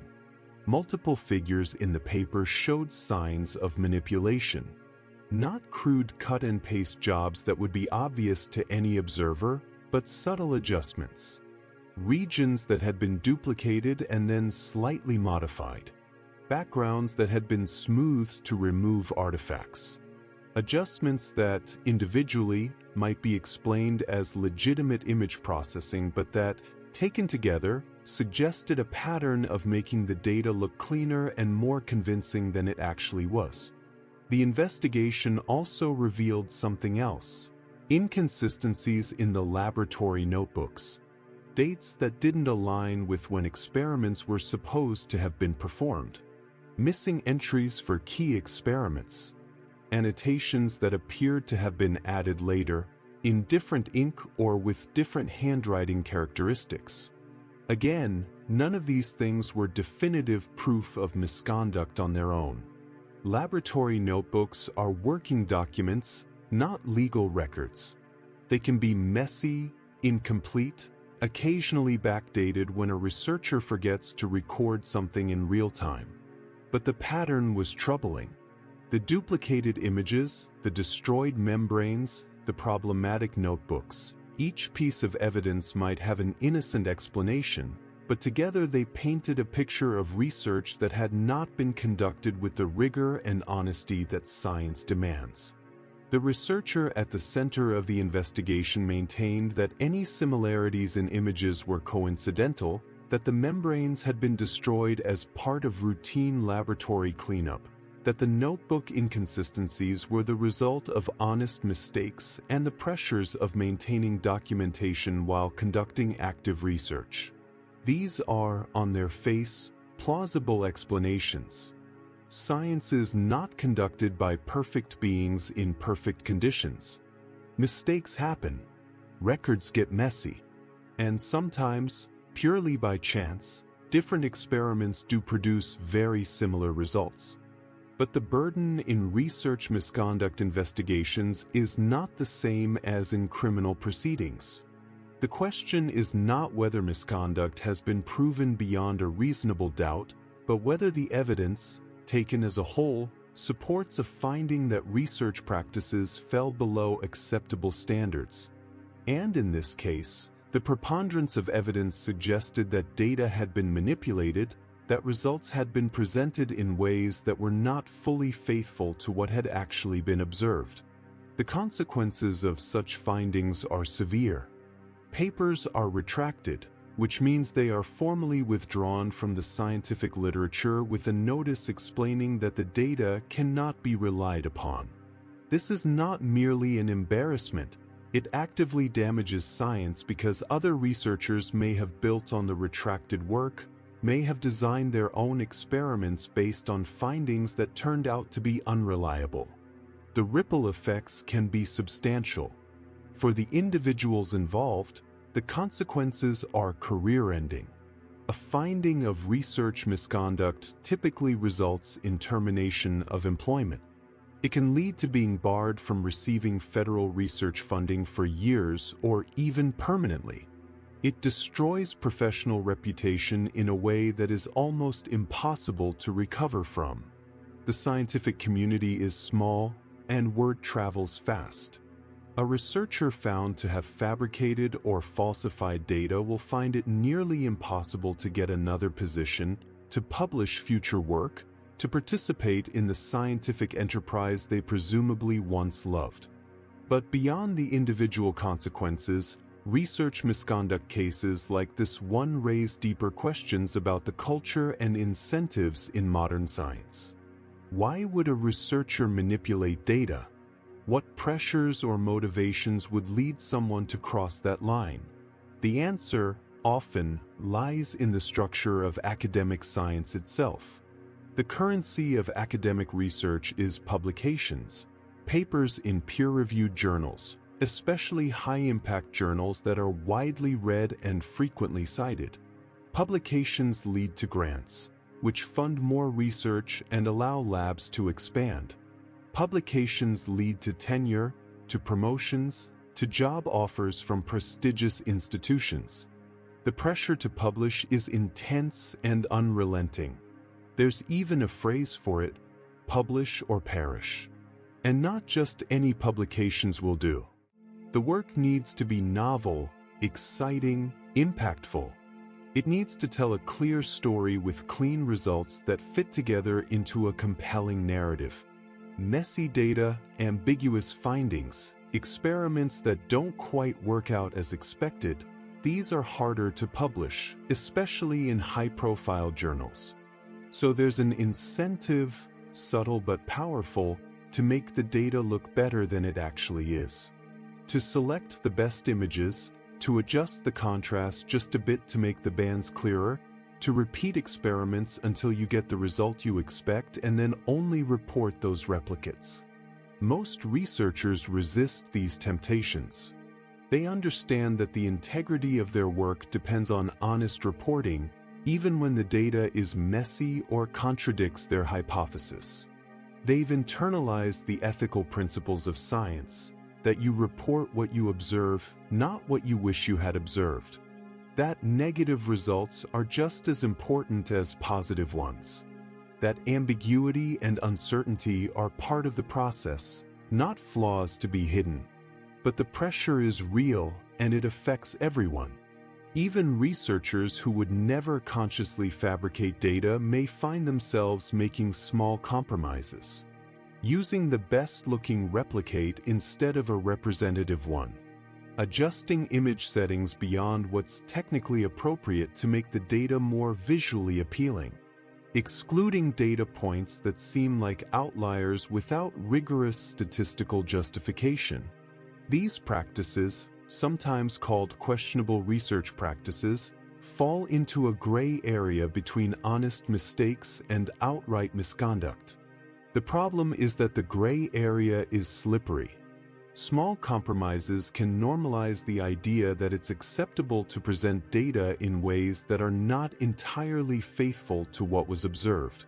And once that line has been crossed, even slightly, it becomes easier to cross it further. The researcher who adjusts contrast a bit too much may, next time, be tempted to duplicate a lane when one experimental condition didn't work out as expected. And the researcher who does that may eventually find themselves fabricating entire experiments, creating data that supports their hypothesis without ever actually conducting the work. This is not to excuse misconduct or to suggest that everyone is equally at risk of crossing ethical lines. Most researchers maintain their integrity despite the pressures. But it is to say that research misconduct is often not the result of malicious intent or a desire to deceive. More often, it emerges from a combination of pressure, opportunity, and a gradual erosion of ethical boundaries that happens so slowly the person involved may not even fully recognize what they're doing. The investigation into the duplicated images and destroyed membranes concluded with a finding of research misconduct. The papers in question were retracted. The researcher's employment was terminated. The institution implemented new policies about data retention, requiring that original data and physical materials be preserved for a specified period after publication. Training programs on research integrity were enhanced, and the case was added to the growing database of misconduct cases that serve as cautionary tales for the research community. But cases like this one are troubling not just for what they reveal about individual failures, but for what they suggest about systemic issues in how science is conducted and evaluated. The publish or perish culture, the emphasis on high-impact publications, the competitive nature of grant funding, the pressure to produce novel and exciting results, all of these create an environment where the temptation to cut corners, to make data look better than it is, can become overwhelming. Addressing these systemic issues requires more than just punishing individual cases of misconduct. It requires rethinking how we evaluate and reward scientific work, valuing rigor and reproducibility as much as novelty, encouraging the publication of negative results and ambiguous findings, creating a culture where admitting uncertainty is seen as a strength rather than a weakness, making it safe for researchers to report when experiments don't work out as expected, without fear that this will be seen as failure. Some institutions and journals are moving in this direction. Registered reports, where the methodology is peer-reviewed before the results are known, help prevent the selective reporting of positive findings. Open science practices, where data and materials are shared publicly, make it easier to detect manipulation and harder to hide contradictory evidence. reforms to hiring and promotion criteria that look beyond publication counts to assess the actual quality and integrity of a researcher's work. But progress is slow, and the incentive structures that create pressure to produce publishable results remain largely intact. Every year, new cases of research misconduct are uncovered. Some are dramatic cases of wholesale fabrication, researchers who made up entire datasets. Others, like the case of the duplicated Western blots, involve more subtle manipulation, the careful construction of a narrative using selectively presented and enhanced data. What's particularly insidious about this kind of misconduct is how difficult it can be to detect. Unlike an explosion or a chemical spill, where the evidence is immediate and obvious, data manipulation can remain hidden for years. The paper gets published, gets cited, becomes part of the accepted body of knowledge. Other researchers build on it, designing their own studies based on findings that turn out to be unreliable. By the time the misconduct is discovered and the paper is retracted, the damage has spread far beyond the original false claim. And detection often relies on chance. Someone happening to notice suspicious similarities in images, someone having a reason to look closely at a paper and question its findings. Many cases of data manipulation are probably never detected at all. The images are plausible enough that no one questions them. The membranes are destroyed as part of routine cleanup, and no one thinks to ask for them. The notebook inconsistencies are never noticed because no one has reason to examine the notebooks. The false data becomes part of the scientific record, indistinguishable from legitimate findings. This uncertainty, the knowledge that some unknown fraction of published research is based on manipulated or fabricated data, is corrosive to science. It undermines trust in scientific findings. It forces other researchers to view published work with skepticism, to spend time and resources attempting to replicate findings that may turn out to be false. It provides ammunition to those who want to dismiss scientific consensus on politically inconvenient topics. The vast majority of scientists are honest, conducting their research with integrity and reporting their findings faithfully. But the minority who don't, who manipulate data or fabricate results, damage the entire enterprise. They exploit the trust that is fundamental to how science works. The assumption that when someone publishes a paper, they're reporting what they actually observed, that their images represent real data, that their conclusions are supported by evidence that actually exists. In a sense, research misconduct is the ultimate laboratory accident. There's no fire, no explosion, no acute injury. But the damage is real and lasting. Careers destroyed. Research directions pursued based on false premises.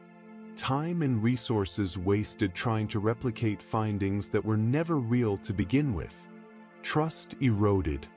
And the slow, insidious undermining of the scientific process itself. The case of the duplicated images and destroyed membranes is a reminder that maintaining the integrity of science requires constant vigilance. Not just investigations when misconduct is suspected, but a culture that prioritizes honesty and rigor from the beginning. Training that emphasizes not just how to do science, but how to do it ethically. Systems that make it easier to do the right thing than to cut corners. And a willingness to have uncomfortable conversations about the pressures researchers face and how those pressures can lead even well-intentioned people astray. The membranes were destroyed. The physical evidence was gone. But the questions remained, documented in the investigative report, preserved in the retraction notices, lingering as a reminder that in science, as in any human endeavor, integrity is both essential and fragile, and that the most dangerous failures are often not the ones that announce themselves with noise and smoke, but the quiet ones, the invisible compromises that accumulate in the silence of a laboratory until one day someone looks closely at the images and asks, "Is this real? Did this actually happen? Can I trust what I'm seeing?" And sometimes the answer is no. In the mid-1990s, a research team at a major medical institution published findings that generated significant excitement in the cancer research community. They had identified what appeared to be an important genetic marker associated with certain types of cancer. The work was published in a respected peer-reviewed journal. It was cited by other researchers. It influenced the direction of subsequent studies. The findings seemed solid, the methodology sound, the conclusions reasonable. But over the following years, questions began to emerge. Other laboratories attempted to replicate the findings and couldn't. The genetic marker that had been reported didn't seem to exist when other researchers looked for it. Requests for the original data and biological materials went unanswered. And slowly, through a process that was painstaking and uncomfortable, the scientific community began to realize that something was fundamentally wrong with the published research. This is the story of how scientific misconduct is uncovered not through dramatic revelations but through the slow accumulation of doubt. How the normal self-correcting mechanisms of science, replication, peer review, data sharing, sometimes work exactly as they should, but only after considerable time and effort. And how the consequences of fabricated data extend far beyond the original false publication, affecting careers, research directions, and ultimately the patients whose treatment might have been influenced by unreliable findings. The case centered on a postdoctoral researcher named Dunbar, working in a cancer research laboratory. Dunbar had been investigating genetic changes associated with tumor development, looking for markers that might help predict disease progression or serve as therapeutic targets. This was important work, the kind of research that could potentially improve outcomes for cancer patients. The pressure to produce meaningful results was substantial, as it always is in medical research where the stakes are measured in human lives. The published papers reported the identification of specific genetic deletions, missing pieces of DNA that were associated with particular types of cancer. The research involved analyzing tumor samples, looking at their genetic material, and comparing it to normal tissue. When you found a consistent pattern of deletions in tumor samples but not in normal samples, that suggested the missing genetic material might play a role in preventing cancer.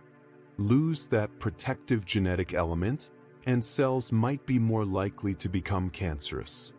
The papers included data showing these deletions in multiple patient samples.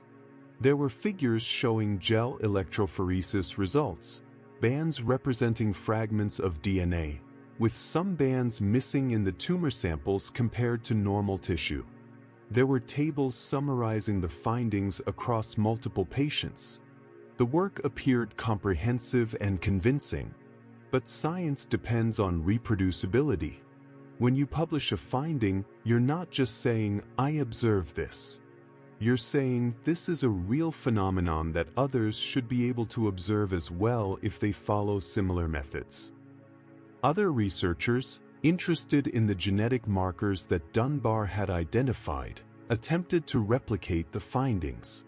They obtained tumor samples, performed similar analyses, looked for the same genetic deletions.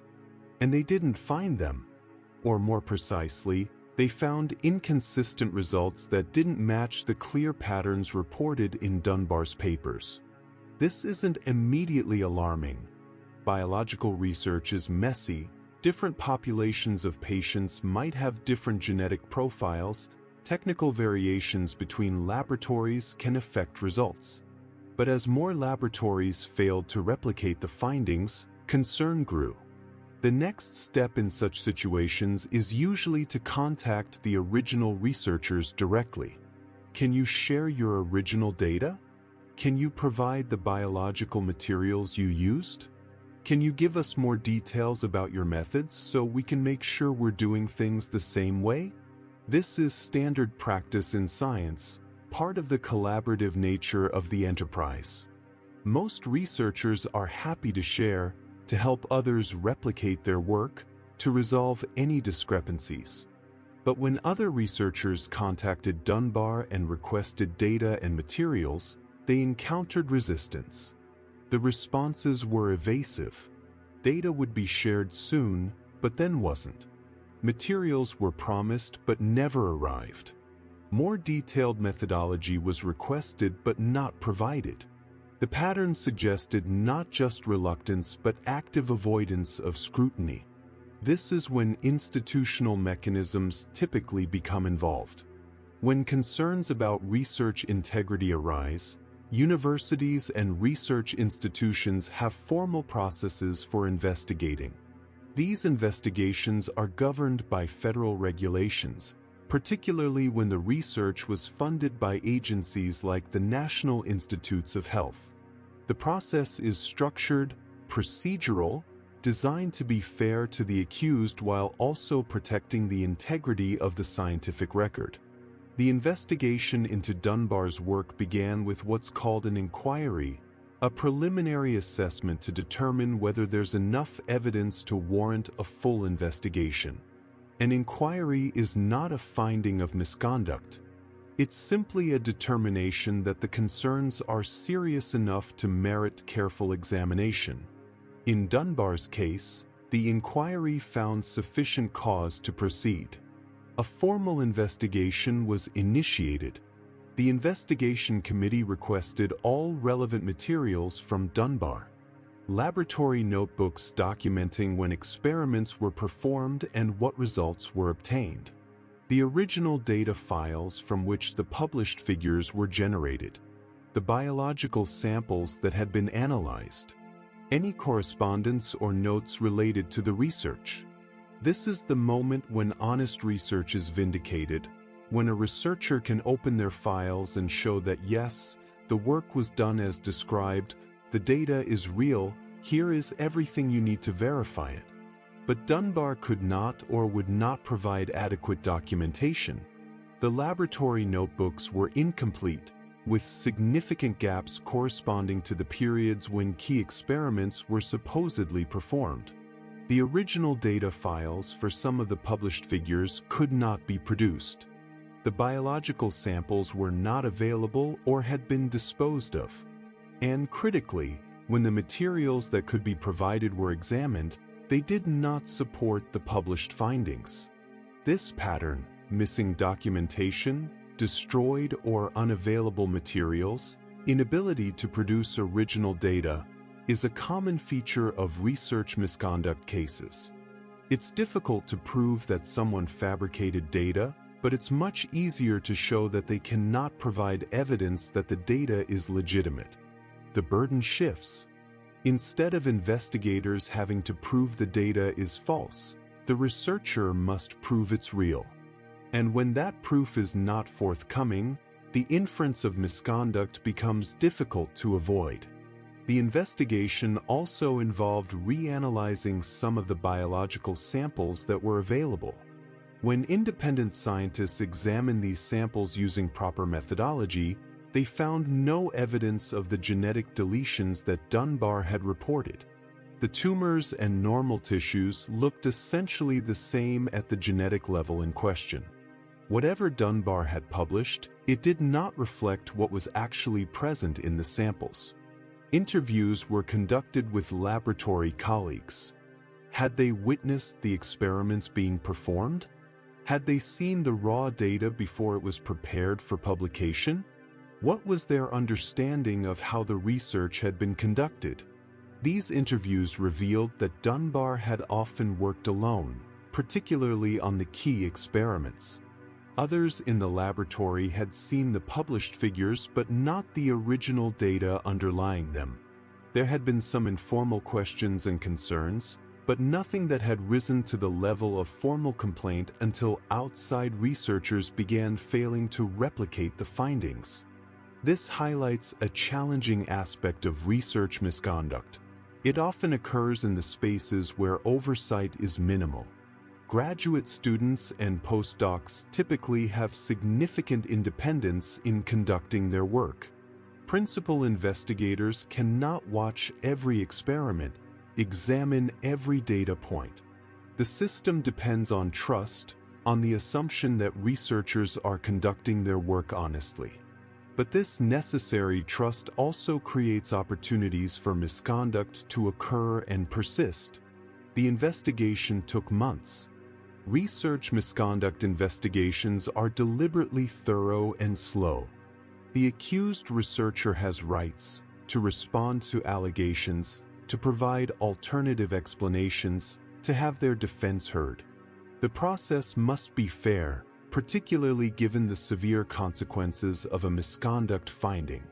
But this thoroughness means that questions about research integrity can linger for extended periods, creating uncertainty and tension.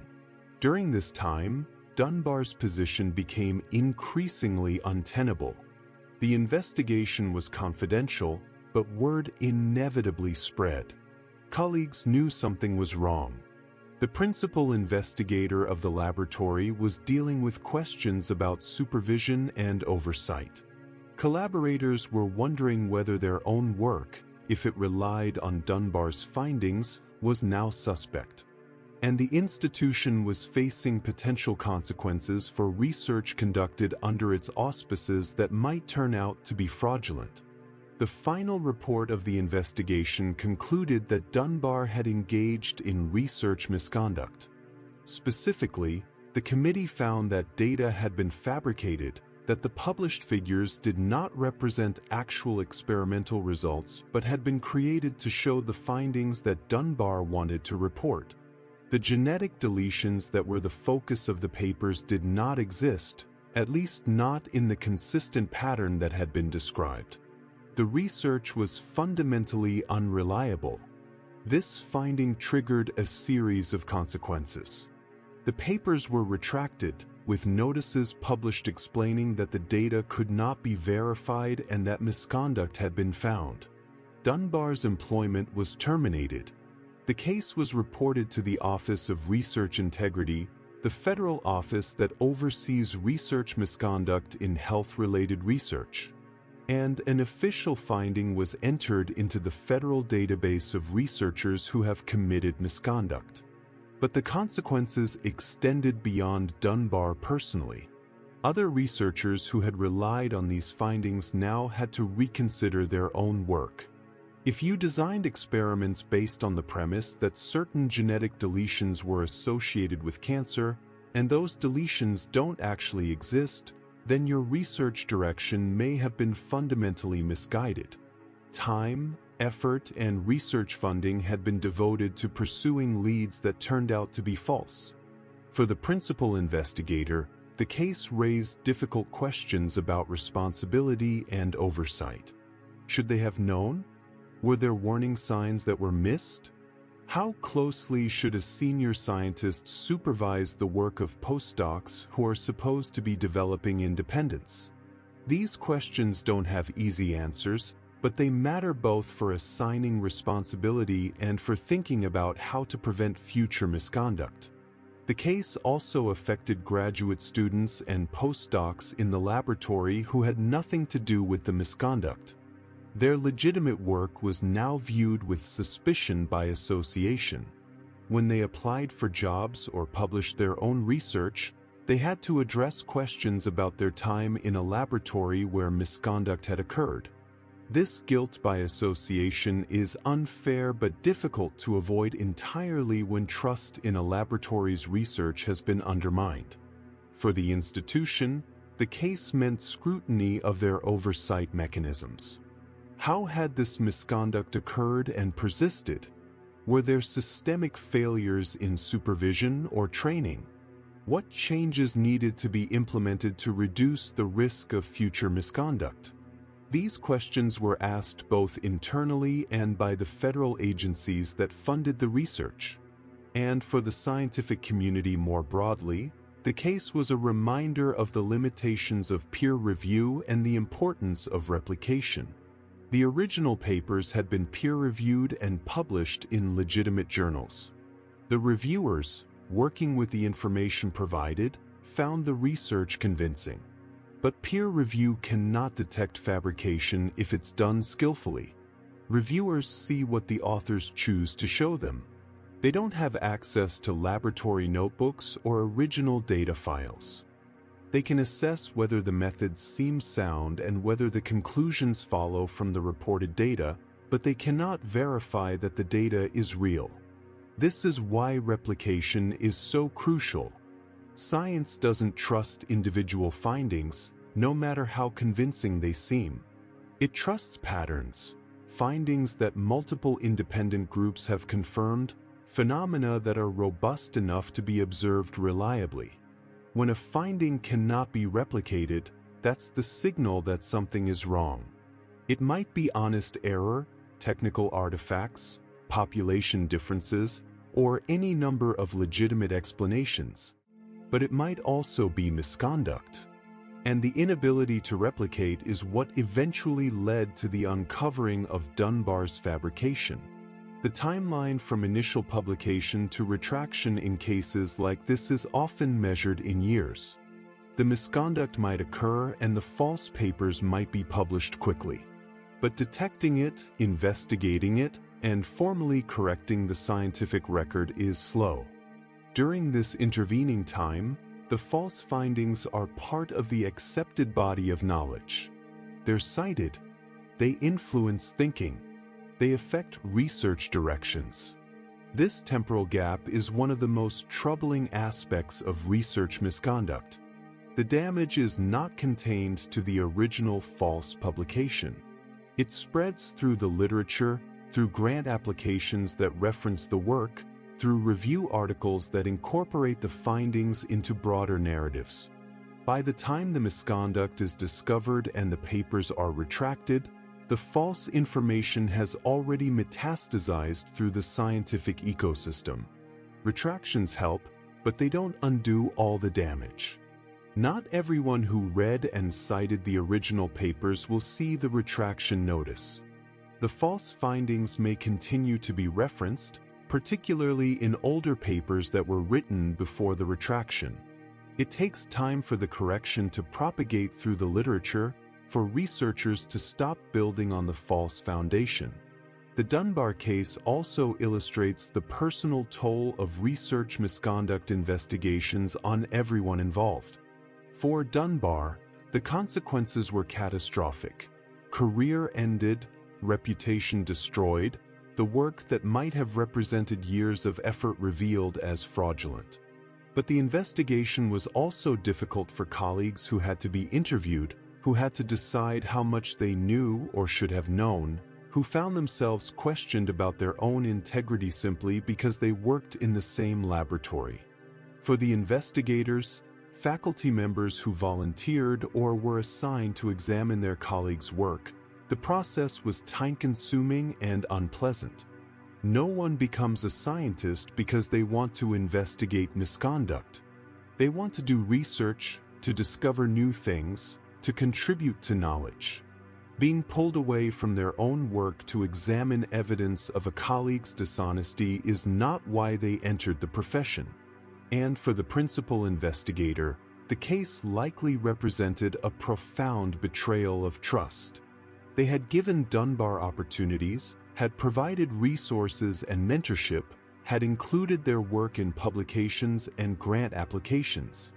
To discover that this work was fraudulent, that someone they had trusted had been fabricating data, must have been both personally painful and professionally embarrassing. Research misconduct cases are sometimes portrayed as simple stories of bad actors who get caught and punished. But the reality is more complex and more troubling. Most people who commit research misconduct are not career fraudsters or deliberately malicious. They're often young researchers under intense pressure to produce results, who make increasingly poor decisions until they find themselves fabricating data. They rationalize it, telling themselves the underlying hypothesis is probably true even if this specific data is false, or that they're just smoothing over technical problems, or that everyone else is probably cutting similar corners. This doesn't excuse the misconduct, but it helps explain how it happens. And understanding how it happens is crucial for prevention. If we want to reduce research misconduct, we need to address the pressures and incentives that contribute to it. We need to create cultures where admitting when experiments don't work is acceptable, where asking for help or more training is not seen as weakness, where the emphasis is on getting things right rather than simply getting results quickly. We also need better training in research integrity, not just abstract discussions of ethical principles but practical guidance on maintaining good documentation, recognizing when you're entering ethically gray areas, and knowing what to do when you suspect misconduct by a colleague. Many researchers receive minimal formal training in these areas, learning primarily by example from their mentors. When those examples are good, the system works. When they're not, or when oversight is minimal, problems can develop. The Dunbar case concluded with formal findings, retractions, and consequences. The immediate situation was resolved, but the broader questions it raised about supervision, pressure, trust, and the mechanisms for detecting and preventing misconduct remain relevant.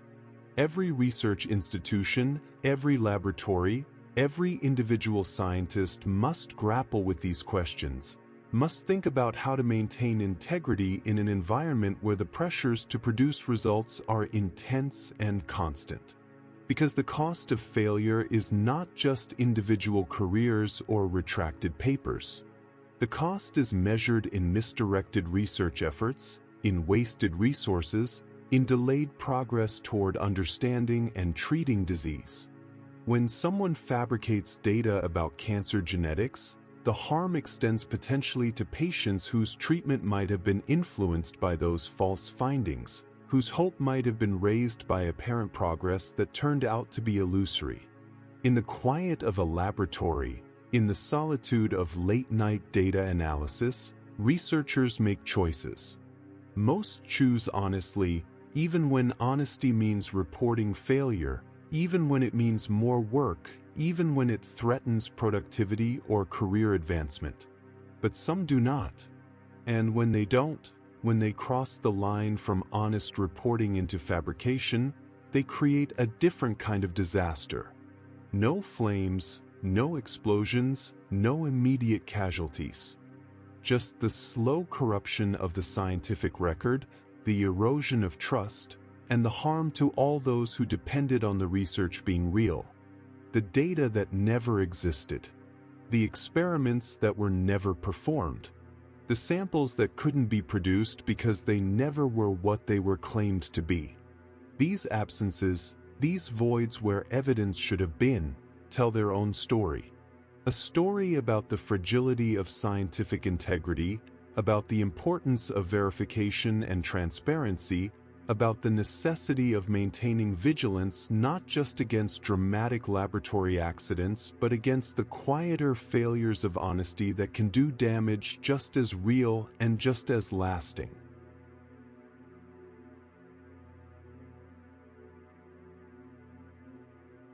In 1939, at the University of Iowa, a graduate student named Mary Tudor began working with a group of children from a nearby orphanage. The children ranged in age from 5 to 15. Some of them stuttered naturally. Others had perfectly normal speech. Tudor told the children she was there to help them with their speaking. She met with them regularly over several months, conducting what appeared to be speech therapy sessions. The children trusted her. They had no reason not to. But Mary Tudor was not there to help these children. She was there to harm them. Deliberately. Systematically. As part of a research study designed to test whether stuttering could be induced through psychological manipulation, the experiment was conducted under the supervision of her faculty advisor, Wendell Johnson, a prominent speech pathologist who himself had stuttered since childhood and was driven to understand the origins of the disorder. What happened to those children, particularly to the ones who had normal speech before the study began, would haunt them for the rest of their lives. And what happened in the broader scientific community, both during and after the study, reveals something deeply troubling about how easily ethical boundaries can be crossed when researchers become too focused on the questions they want to answer and too willing to treat human subjects as merely sources of data. The study has come to be known as the Monster Study, though not by that name initially. The name came later, bestowed by colleagues who were horrified when they learned what had been done. It's an appropriate name, because what was done to those children was monstrous, even though it was conducted in a university setting, even though it followed a research protocol, even though the people doing it were credentialed professionals operating within an academic institution. The theoretical framework for the study came from Wendell Johnson's beliefs about the origins of stuttering. Johnson had developed what he called the diagnosogenic theory of stuttering. The basic idea was that stuttering was not primarily a neurological or physiological problem but a learned behavior that developed when children's normal speech disfluencies, the pauses and repetitions that all children produce as they learn to speak, were labeled and criticized by parents or teachers. The child becomes anxious about speaking, tries too hard to avoid disfluencies, and this very anxiety and effort creates the chronic stuttering pattern. If this theory was correct, Johnson reasoned, then it should be possible to create stuttering in a normally fluent child by consistently criticizing their speech, by making them anxious and self-conscious about normal disfluencies. This was the hypothesis the Monster Study was designed to test. Take children who speak normally, subject them to negative feedback and criticism about their speech, and see if they develop stuttering as a result. The children were divided into groups. Those who already stuttered were split into two groups. One group received positive therapy, encouragement, praise, reassurance that their speech was fine and improving. The other group received negative feedback, criticism, correction, expressions of concern about their stuttering. This in itself was ethically dubious. You don't withhold beneficial treatment from children who need it just to create a control group. But what was done to the normally fluent children was far worse. The normally fluent children were also divided into two groups. One group received positive feedback, told their speech was excellent, given encouragement and praise. But the other group, the critical experimental group, received systematic negative feedback designed to make them anxious and self-conscious about their speech. Mary Tudor would interrupt them when they paused or repeated a word, even though such disfluencies are completely normal in children's speech. She would tell them they were beginning to stutter. She would express concern, would warn them that if they weren't careful they would develop a serious stuttering problem. She would make them hyper-aware of every tiny imperfection in their speech. The sessions continued for months, and the effects on the children in the negative feedback group were immediate and obvious. They became anxious about speaking. They started avoiding talking. They became withdrawn. Some developed actual speech problems, not necessarily classic stuttering, but various speech disturbances related to their anxiety and self-consciousness. The children who had been confident speakers became hesitant and fearful. Mary Tudor documented all of this. She recorded the changes in the children's speech patterns, their emotional responses, their increasing reluctance to speak. She was observing exactly what the study was designed to observe: the harmful effects of negative labeling and criticism on children's speech. The hypothesis was being confirmed. The data was compelling, and the children were being damaged, deliberately, by someone they trusted, in an environment, a university, an educational institution, where they should have been protected. The study was completed in 1939. Mary Tudor wrote it up as her master's thesis. Wendell Johnson, her advisor, reviewed the work. And then something interesting happened. The results were never published.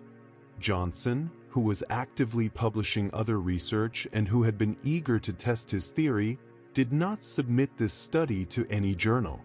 He did not present it at conferences. The thesis sat in the university library, read by virtually no one, for decades. The most likely explanation is that Johnson recognized on some level that what had been done was indefensible, that no journal would publish research that had deliberately harmed children, that the scientific community would be appalled, that presenting this work would damage his reputation and career rather than enhance it. So the study was buried, quietly set aside, treated as if it had never happened. Except it had happened, and the children who had been subjects in the study were living with the consequences. The children who had developed speech problems as a result of the negative feedback didn't simply recover when the study ended. Some of them continued to struggle with speech difficulties for years afterward. Some carried psychological scars, anxiety about speaking, damaged self-confidence, into adulthood. They had been used as experimental subjects without their consent, harmed deliberately, and then essentially abandoned when the study was over. There was no follow-up care, no effort to undo the damage that had been done, no acknowledgement that anything wrong had occurred. This abandonment is one of the most ethically egregious aspects of the monster study.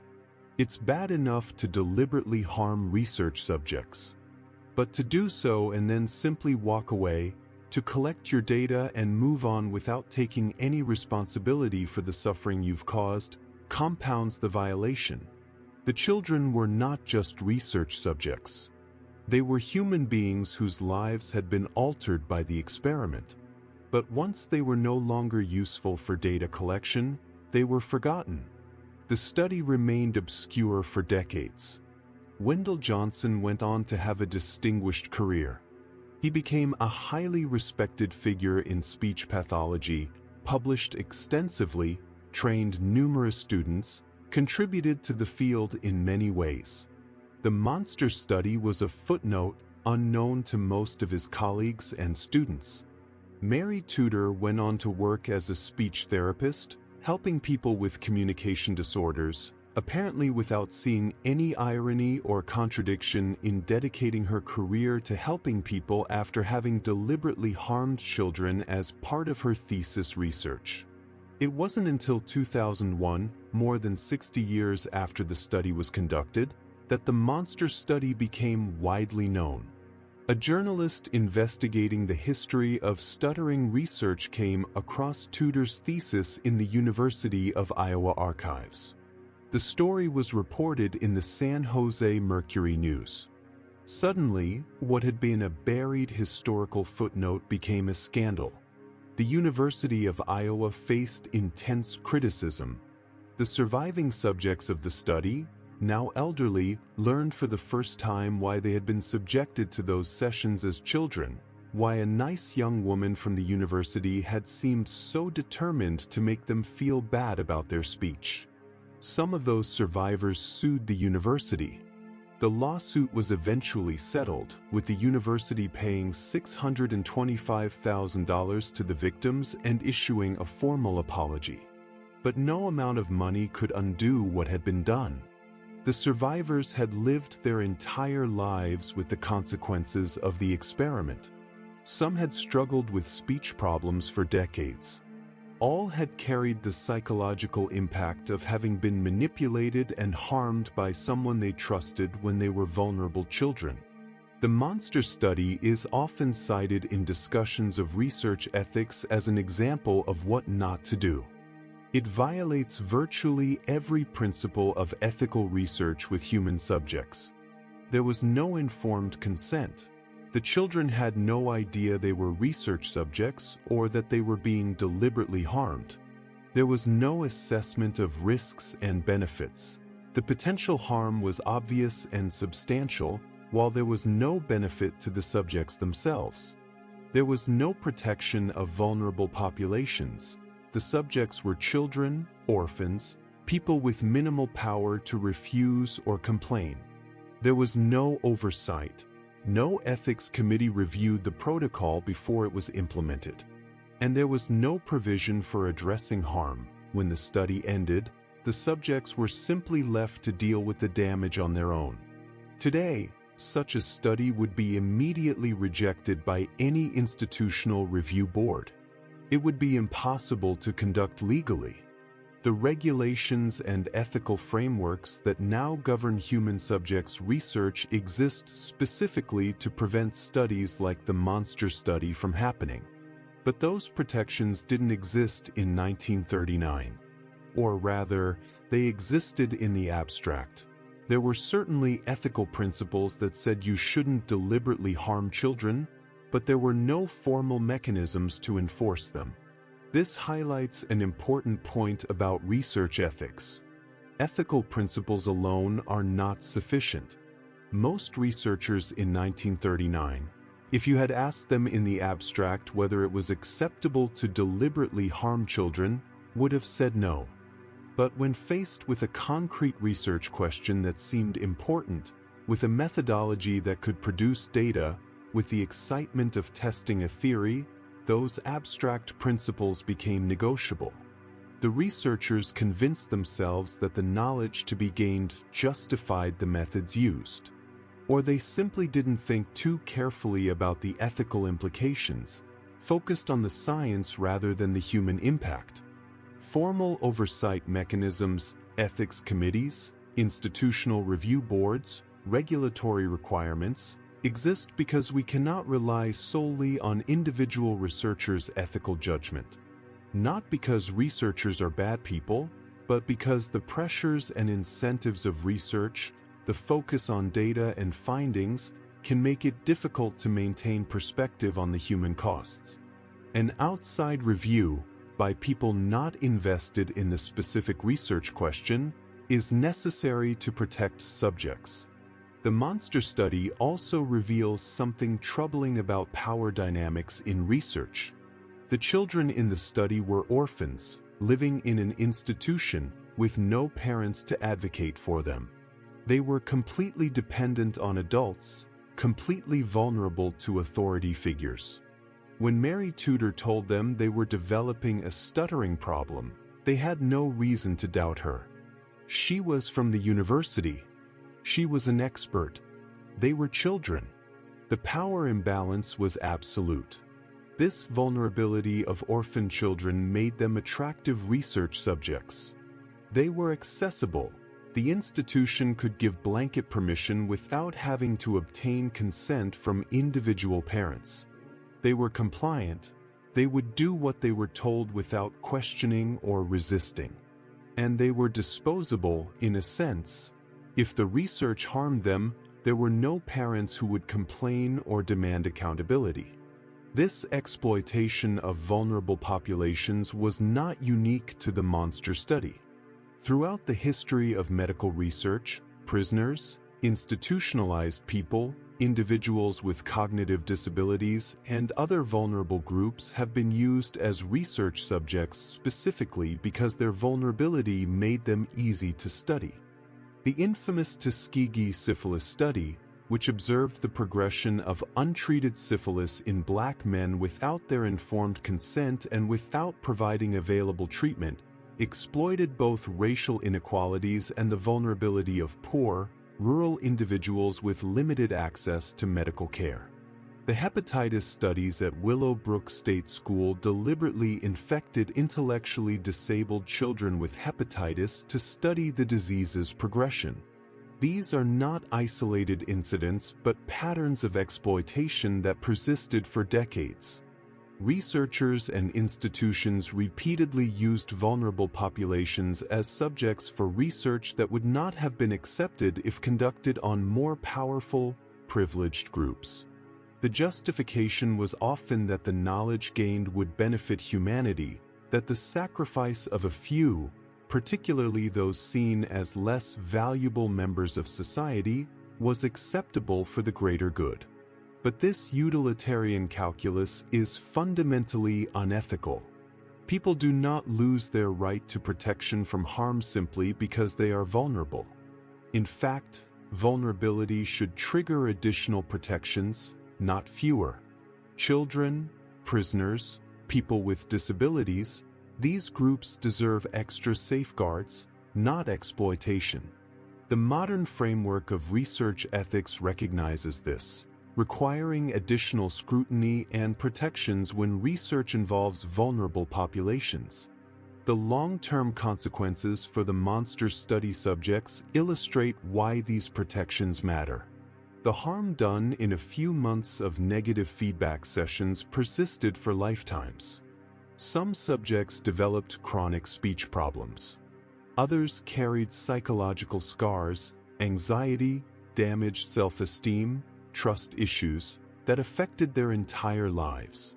The experiment was brief, but its effects were permanent. This temporal dimension of research harm is crucial to understand. When researchers design studies, they often focus on the immediate, observable effects. But harm can propagate forward through a life in ways that are difficult to predict or measure. A child made anxious and self-conscious about speaking doesn't simply recover when the negative feedback stops.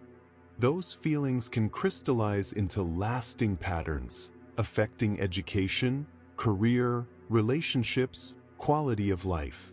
The harm compounds over time. Wendell Johnson and Mary Tudor probably did not intend for the harm to be permanent. They likely thought that after the study ended, the children would go back to normal. This miscalculation reflects a common failure in research ethics, underestimating the resilience of harm and overestimating the resilience of subjects. We want to believe that people will bounce back, that temporary interventions will have only temporary effects. But human psychology is more fragile and more persistent than we like to acknowledge. The monster study also raises questions about scientific advancement and moral boundaries. Johnson's diagnosogenic theory was actually partially correct. Anxiety and self-consciousness about speech do contribute to stuttering, and negative reactions from parents and teachers can exacerbate the problem. The study provided some support for this theory. In a narrow scientific sense, it generated data. Does that matter? Does scientific knowledge have value independent of how it was obtained? Most modern ethicists would say no, or at least that the value is so compromised by the unethical methods that the knowledge should be treated as tainted. We don't cite data from Nazi concentration camp experiments, even when those experiments produced unique physiological data, because using that knowledge feels like retrospectively legitimizing the atrocities that produced it. The same principle applies to the monster study. Whatever insights it generated are overshadowed by the harm done to obtain them. There's also a practical consideration. Research conducted unethically is often scientifically flawed as well. The monster study lacked proper controls, had a small sample size, and was conducted in conditions that don't reflect natural development. The data it produced, even setting aside ethical concerns, is not particularly reliable or generalizable. Ethical research and good science go together. When you cut ethical corners, you often cut scientific corners as well. The revelation of the monster study in 2001 led to soul-searching within the speech pathology community and at the University of Iowa. How could this have happened? How could a prominent researcher have conducted such an experiment?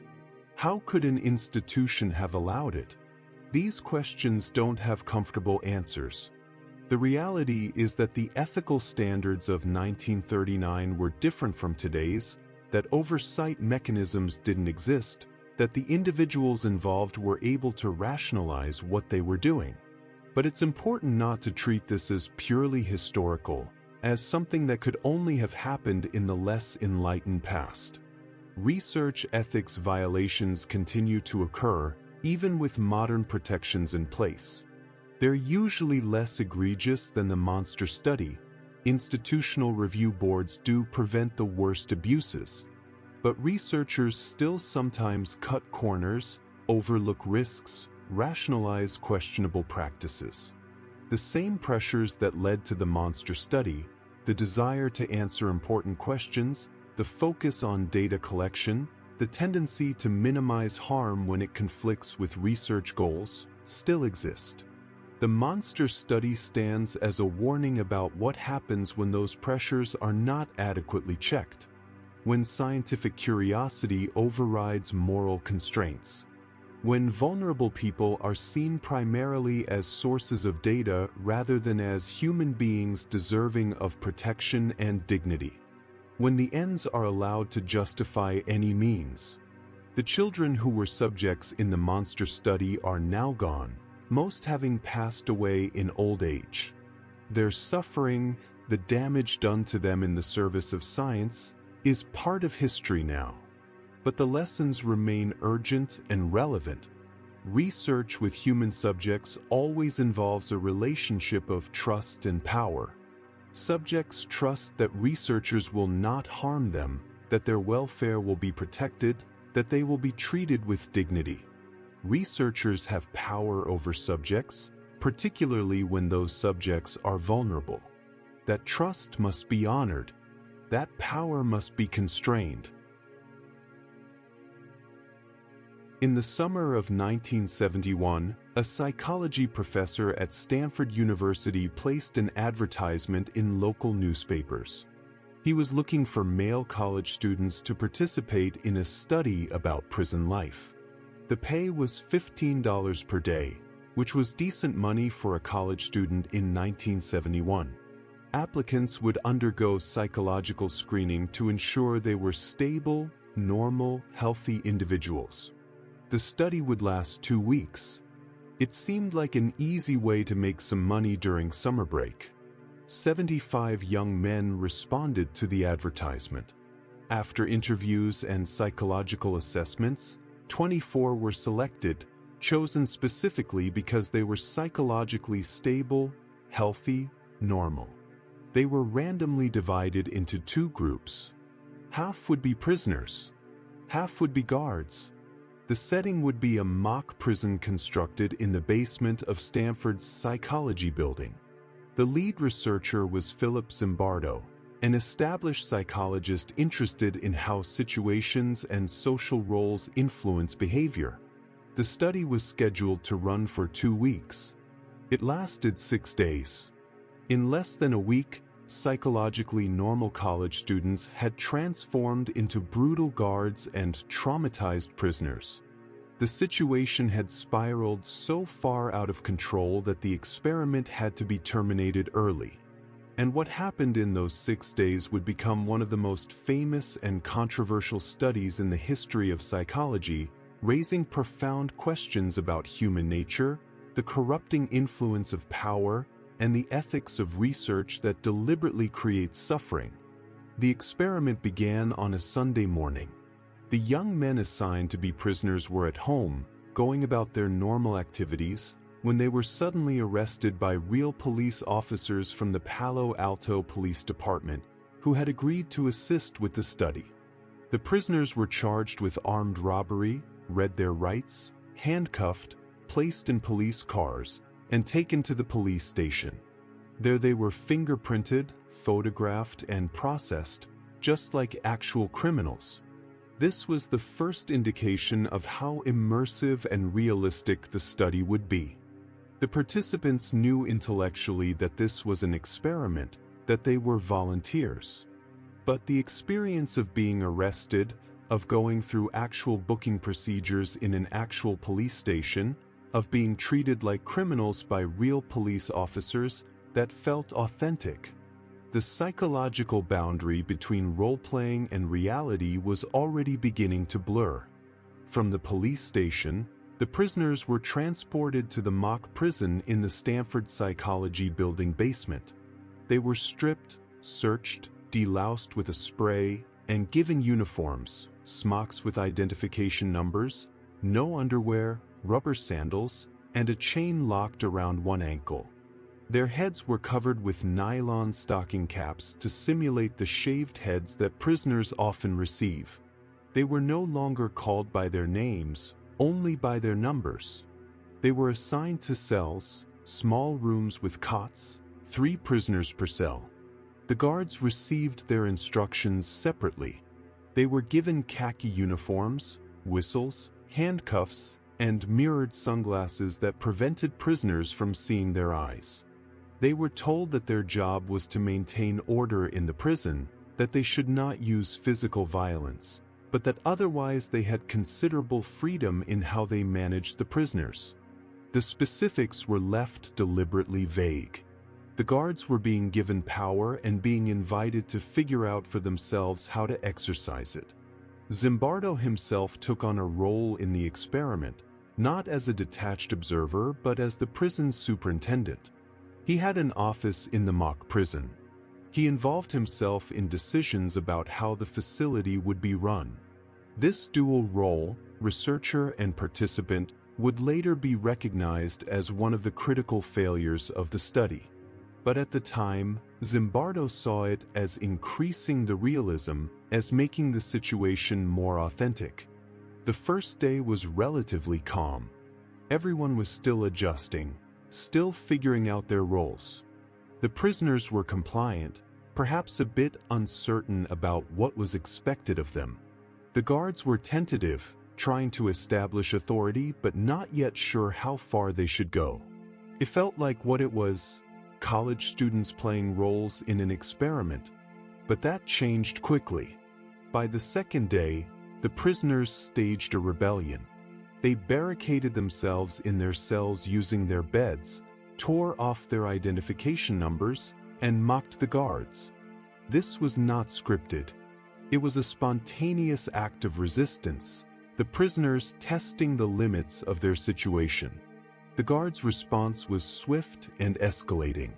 They used fire extinguishers to force the prisoners away from the doors.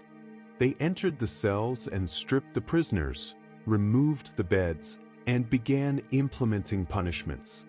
The ringleaders of the rebellion were placed in solitary confinement, a small closet that was designated as the hole.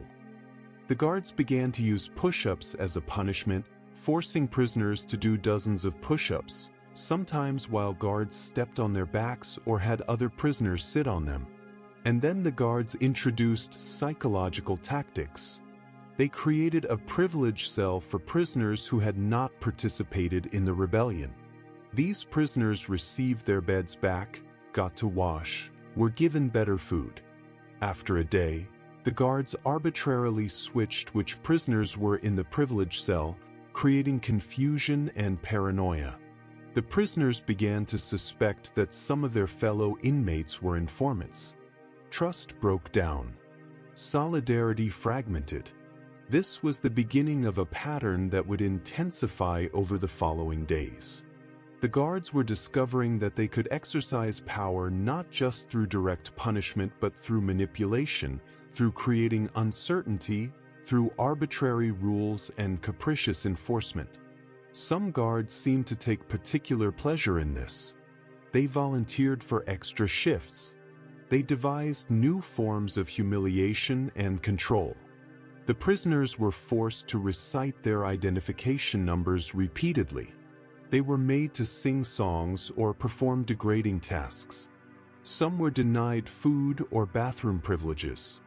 The chains on their ankles, initially symbolic, became a constant physical reminder of their captivity. And critically, the study lacked proper ethical oversight. There was no independent monitoring, no mechanism for prisoners to safely withdraw without having to demonstrate psychological breakdown, no clear criteria for when the study should be stopped. Zimbardo's dual role as researcher and superintendent meant that there was no one in authority who was focused solely on protecting the participants. Everyone was caught up in the experiment, invested in seeing what would happen, in collecting data.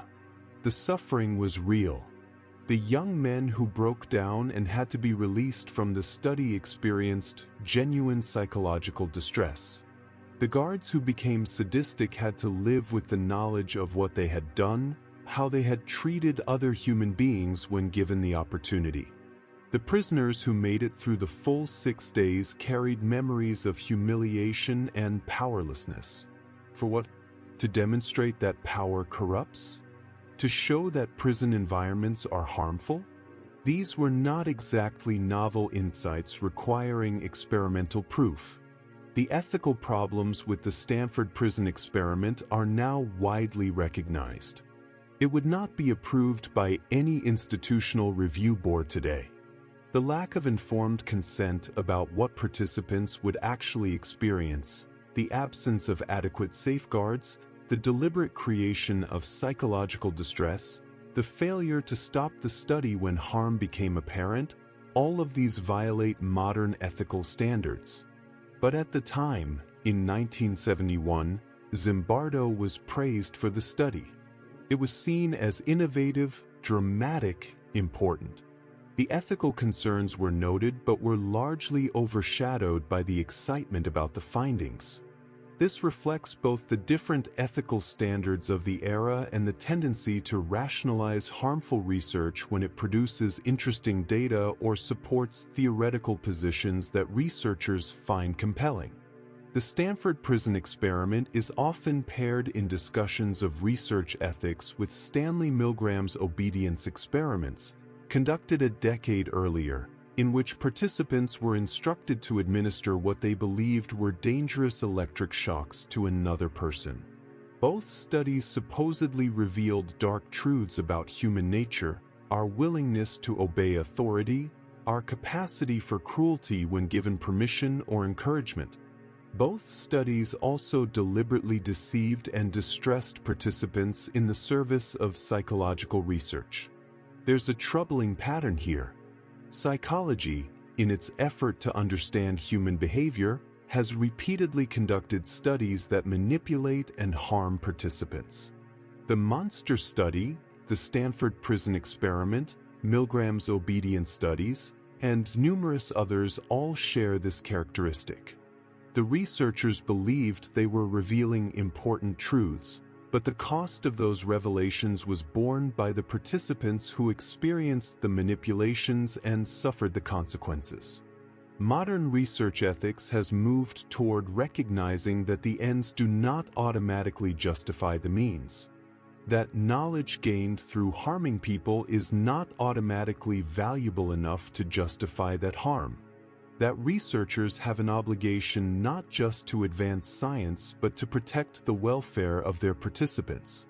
These principles seem obvious now, but they were not always honored, and maintaining them requires constant vigilance.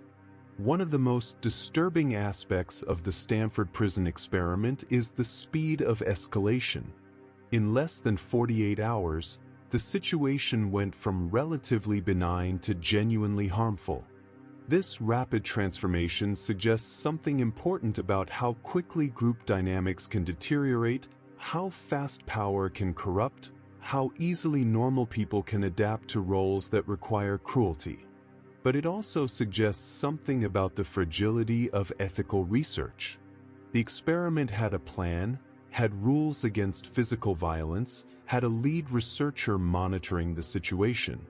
But these safeguards were inadequate. The guards found ways to harm prisoners without using physical violence. Zimbardo, caught up in his role as superintendent, did not recognize how far things had gone until an outside observer forced him to see it. The structure meant to prevent abuse was overwhelmed by the dynamics it had created. This is a lesson that extends beyond psychology experiments. In any system where people have power over others, prisons, yes, but also psychiatric facilities, military units, residential institutions, even corporations and schools, there is potential for that power to be abused. Formal rules and oversight are necessary but not sufficient. You also need culture, values, external accountability, and people willing to speak up when things go wrong. Christina Maslach, the graduate student who confronted Zimbardo, played that role. She was an outsider to the experiment, not invested in its continuation, able to see the situation with fresh eyes.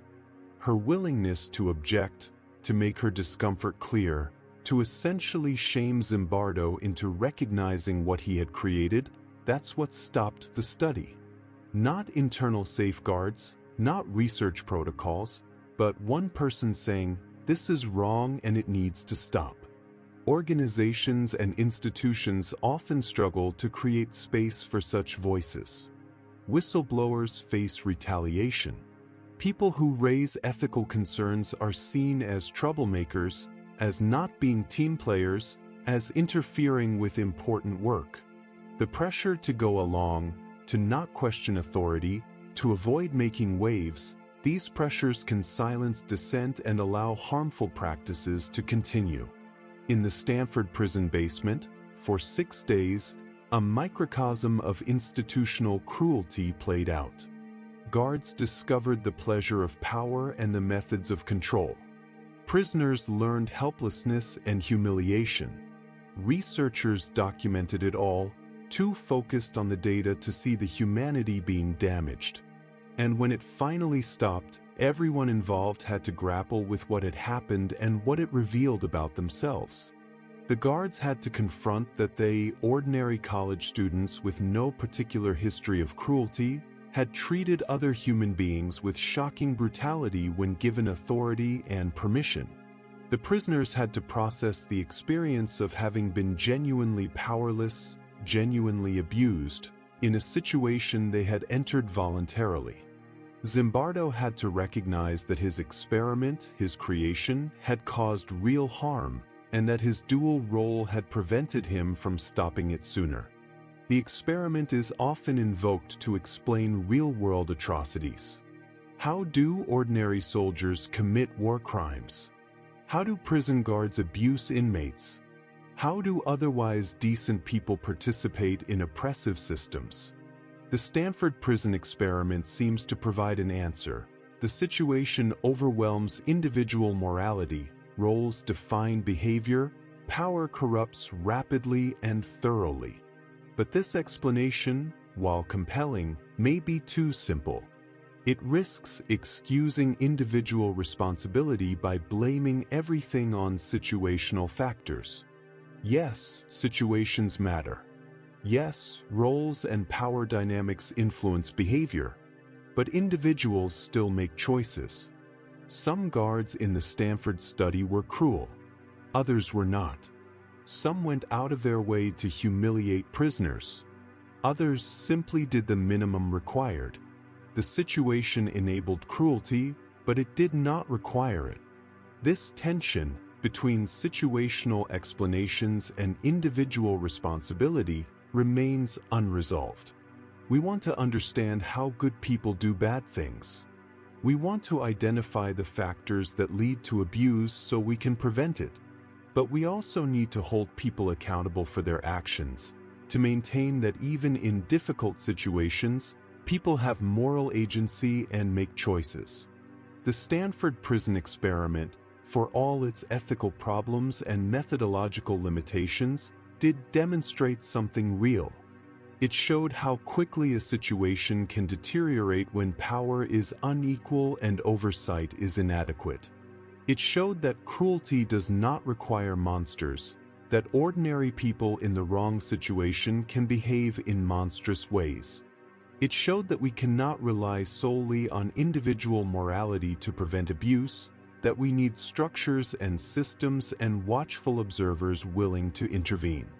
In a basement at Stanford, in the summer of 1971, young men discovered capacities they probably didn't know they had.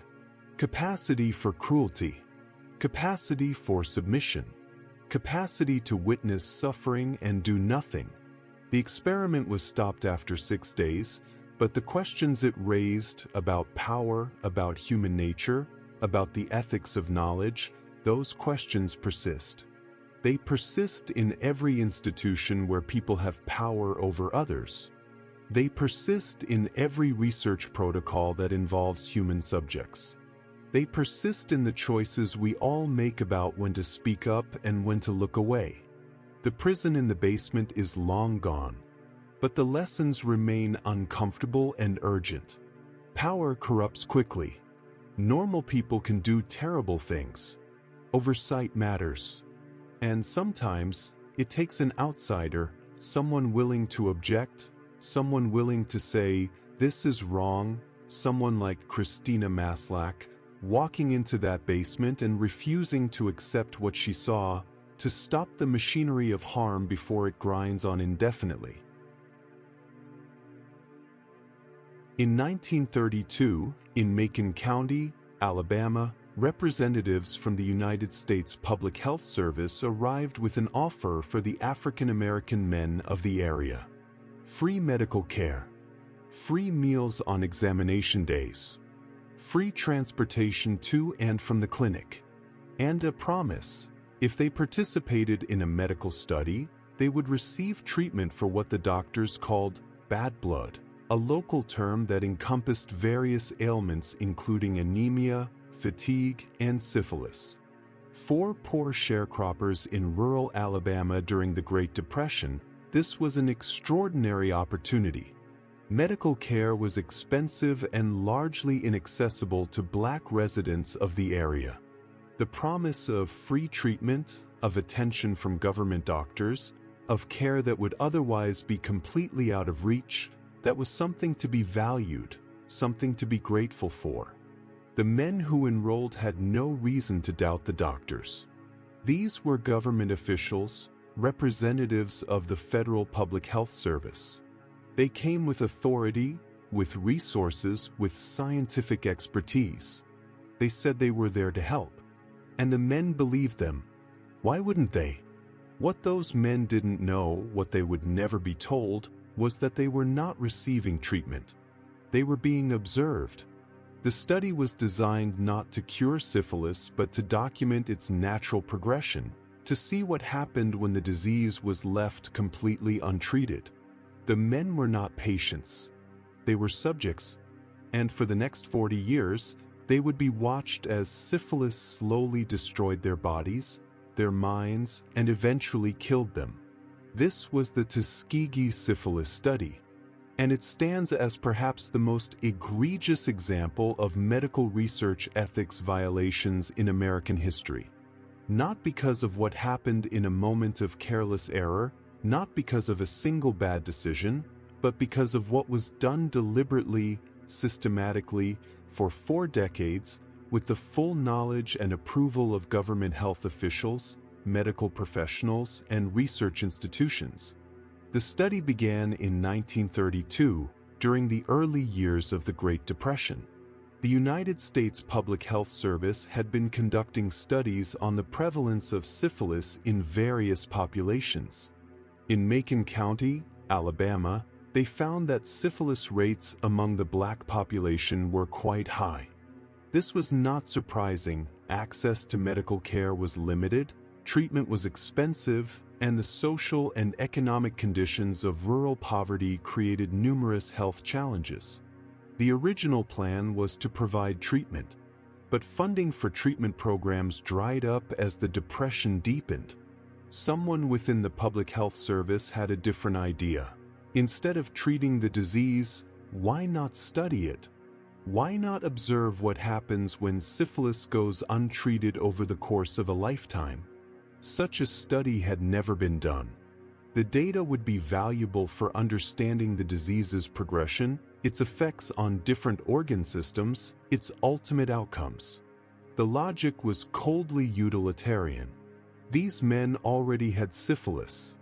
They were unlikely to receive treatment anyway, given their poverty and lack of access to medical care. So why not at least gain scientific knowledge from their suffering? Why not turn their inevitable decline into data that could benefit medical science? This rationalization ignored several crucial facts. First, treatment for syphilis did exist in 1932. It was not perfect. The arsenic-based treatments used before penicillin were toxic and not always effective, but it was available and did help many patients. Second, the men were not simply observed in their natural circumstances. They were actively prevented from receiving treatment. When other medical providers attempted to treat them, the Public Health Service intervened to stop it. The men were told they were receiving treatment when they were not. They were given placebos, vitamins, aspirin, things that made them feel they were being cared for but that did nothing to address the syphilis destroying their bodies. And third, the study did not just passively observe. The researchers conducted spinal taps to assess neurological involvement of the disease. These procedures, called lumbar punctures, are painful and carry risks. The men were told these were special treatments, part of their free medical care. They were actually diagnostic procedures done purely for research purposes, with no therapeutic benefit to the participants. 600 men were enrolled in the study. About 400 had syphilis.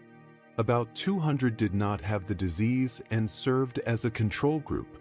The men with syphilis were never told their actual diagnosis. They were told they had bad blood and that they would receive free treatment if they participated in the study. This was not informed consent. It was deception. The men had no idea what they were actually agreeing to. The study continued through the 1930s.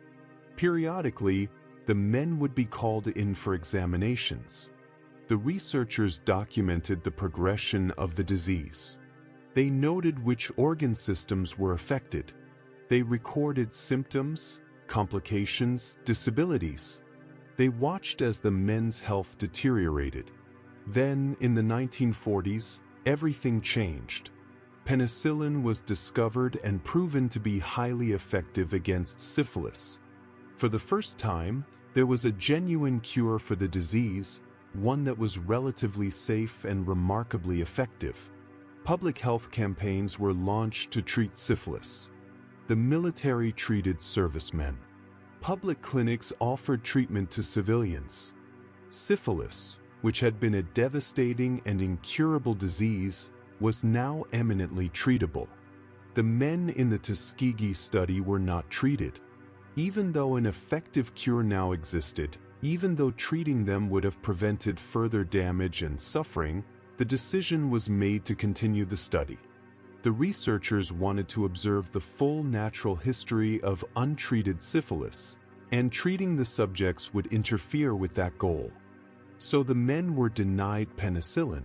When they sought treatment from other sources, efforts were made to prevent them from receiving it. Letters were sent to local doctors and draft boards identifying the subjects and requesting that they not be treated for syphilis. This was not a passive decision to continue observing men who happened not to receive treatment. This was active prevention of treatment. The researchers deliberately withheld life-saving medication from men who had been promised medical care, who believed they were being treated, who trusted the doctors to help them. The study continued through the 1950s and 60s.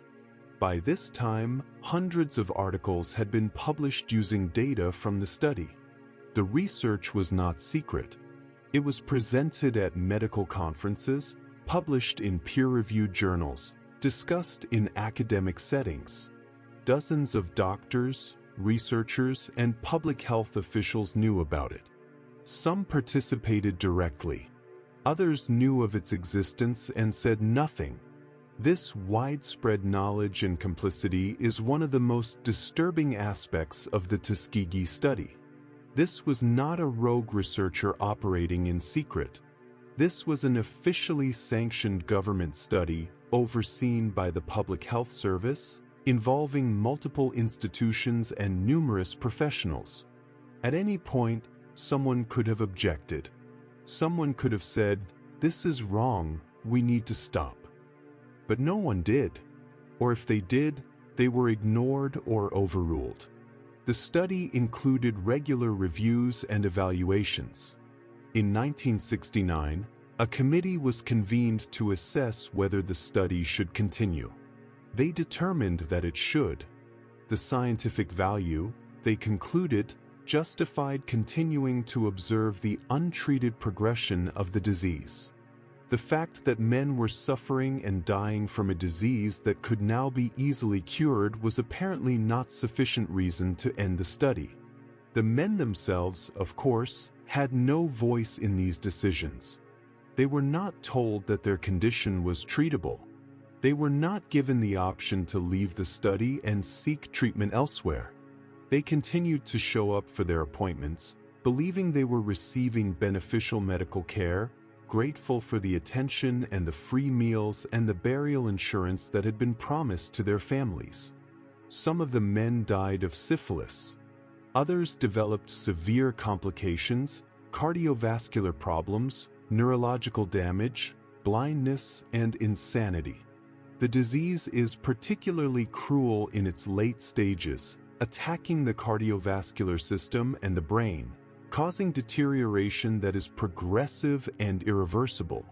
The men experienced this deterioration while believing they were being treated, while trusting that the doctors were helping them.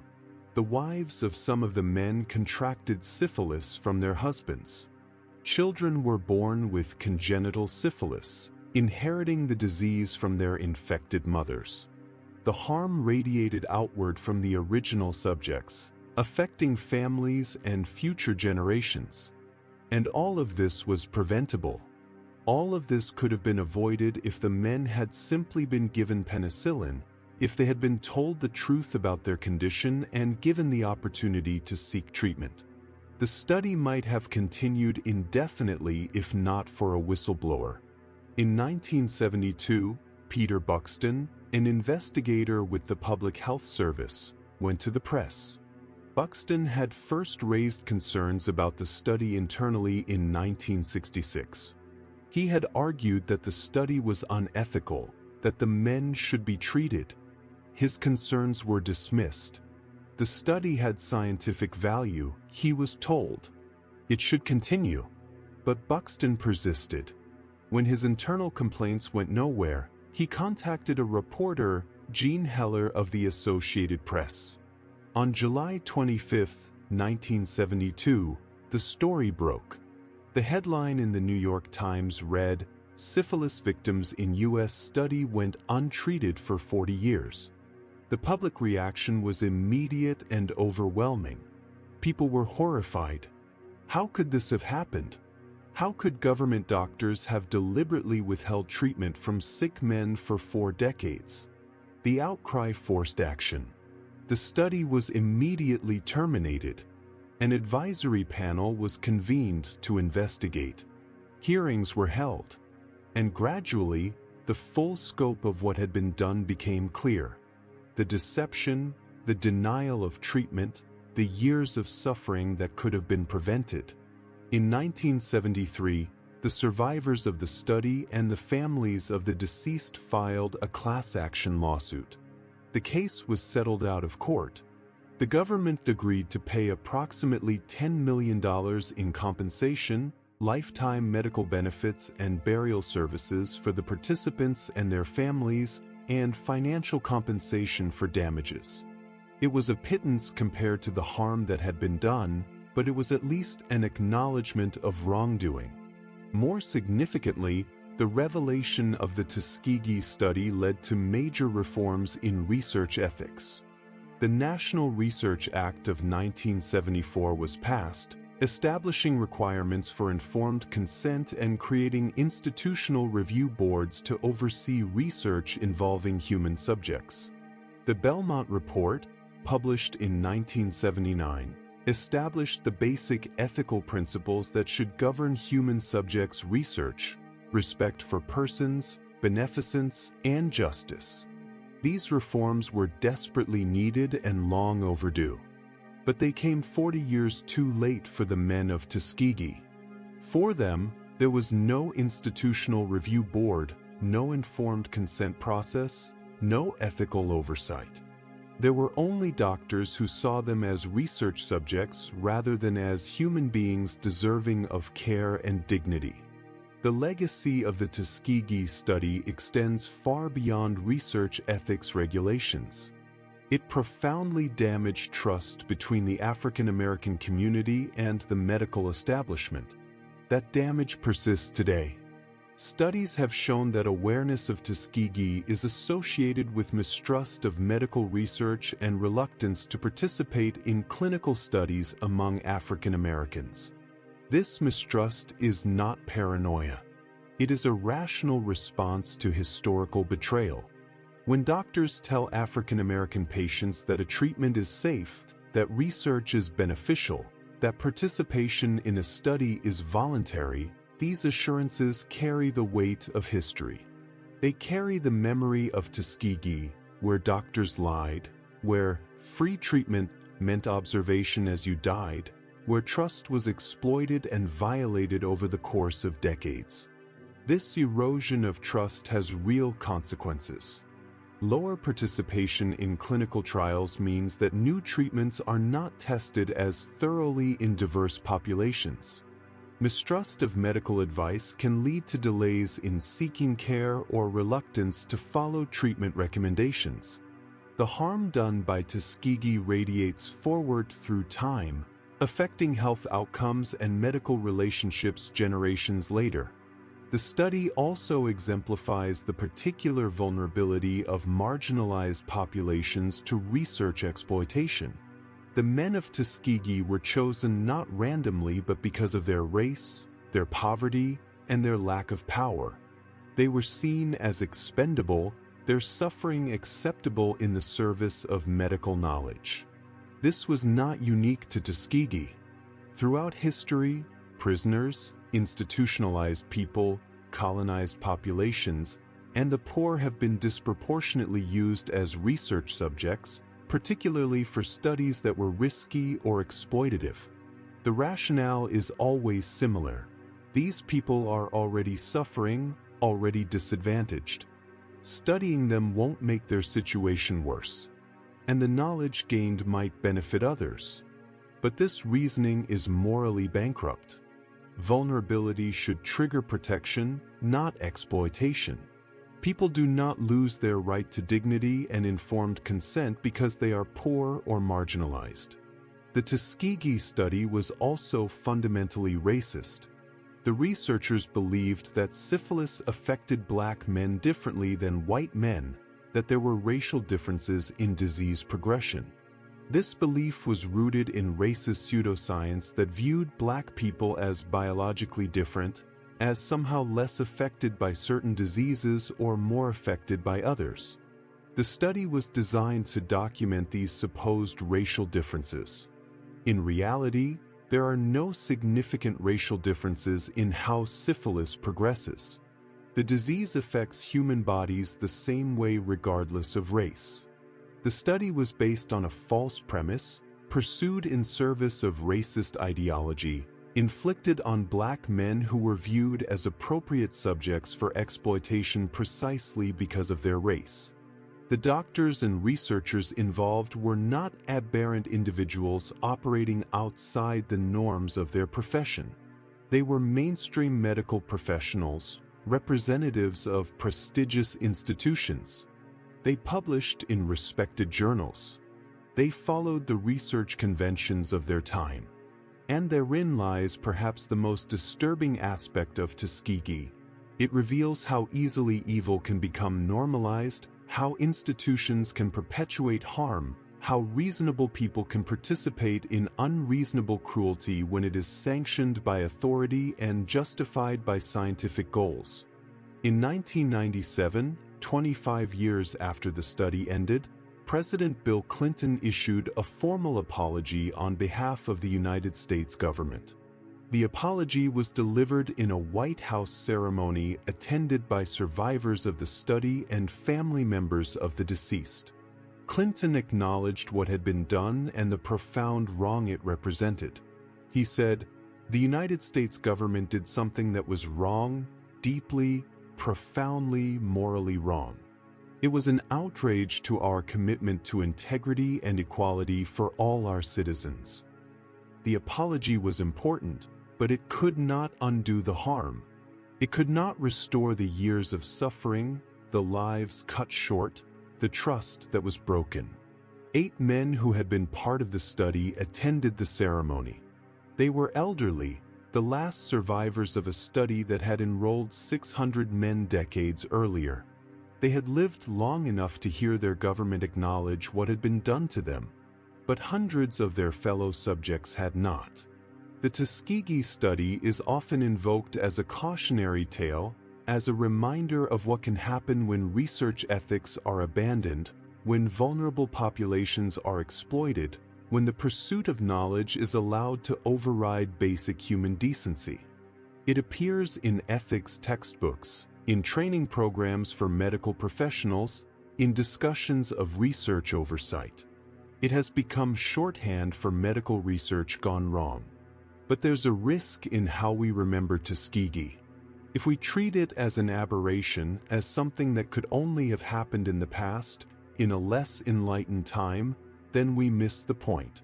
The systems and attitudes that enabled Tuskegee have not been completely eradicated.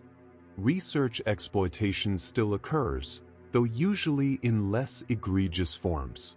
Vulnerable populations are still targeted for studies that would not be conducted on more privileged groups. Informed consent is still sometimes treated as a formality rather than a meaningful protection. The challenge is to learn from Tuskegee without treating it as safely historical, to recognize that the same dynamics, the pressure to produce data, the devaluation of certain populations, the rationalization of harm in service of scientific goals, still exist and require constant vigilance to counter. In Macon County, Alabama, in the decades between 1932 and 1972, men grew sick. They developed heart problems, neurological damage, disability. They watched their health decline, wondered why the treatment they were receiving didn't seem to help. They trusted the doctors, believed the promises, showed up faithfully for their appointments. Some died. Their families mourned, grateful at least for the burial insurance the study had provided. All the while, the cure existed. It was available, effective, affordable. The men could have been treated. Their suffering could have been ended with a simple course of antibiotics. But the study needed subjects, not cured patients. The data was more important than the lives. The research question, what happens when syphilis goes untreated, was more compelling than the human beings whose untreated suffering provided the answer. This is the essence of what was wrong with Tuskegee. Not just the specific deceptions and denials of treatment, though those were terrible enough, but the fundamental failure to see the participants as fully human, as worthy of the same care and consideration that would be given to any other patients. The men were reduced to data points, their suffering transformed into publishable findings, their trust exploited in service of science. When we talk about research ethics, when we discuss informed consent and institutional review boards and protections for vulnerable populations, we're talking about safeguards meant to prevent another Tuskegee. We're acknowledging that researchers cannot be trusted to police themselves, that oversight is necessary, that the rights and welfare of subjects must be actively protected. These protections are not perfect. They can be bureaucratic and burdensome. They sometimes slow down important research. But they exist because of Tuskegee, because of what happened when there were no protections, when researchers were free to pursue data without regard for the human cost. The men of Tuskegee deserved better. They deserved to be told the truth. They deserved to receive the treatment that could have cured them. They deserved to be seen as human beings rather than as subjects. That they did not receive these basic forms of respect and care is a stain on American medicine, on research institutions, on the government agencies that oversaw and perpetuated the study for 4 decades. The study ended in 1972, but its consequences persist. In the mistrust that lingers, in the awareness that institutions can betray those who are most vulnerable, in the knowledge that evil does not always announce itself with dramatic cruelty but can be embedded in bureaucratic procedures, in research protocols, in the mundane decisions to continue a study one more year, and then another, until 4 decades have passed and hundreds of men have suffered needlessly. In Tuskegee, the doctors kept their appointments. They showed up regularly, examined their subjects, recorded their findings. They maintained the study with dedication and professionalism. They published their papers and presented at conferences. They did their jobs. And all the while, men died of a curable disease, believing they were being treated, trusting that the doctors were there to help. That trust was a lie. And the betrayal of that trust, systematic, sustained, sanctioned by institutions that should have known better, remains one of the darkest chapters in the history of medical research. A reminder that knowledge gained through exploitation and suffering is knowledge built on a foundation of profound moral failure, and that the obligation to protect research subjects, to honor their dignity and autonomy, must never be subordinated to the desire for data, no matter how scientifically valuable that data might be. In the early 1950s, in the shadow of the Cold War, the Central Intelligence Agency initiated a research program that would become one of the most notorious examples of government-sponsored experimentation on unwitting human subjects. The program was given the cryptonym MKUltra. Its stated purpose was to develop techniques for mind control, interrogation, and behavioral modification. Its methods included the administration of drugs, particularly LSD, to subjects who had no idea they were being experimented upon.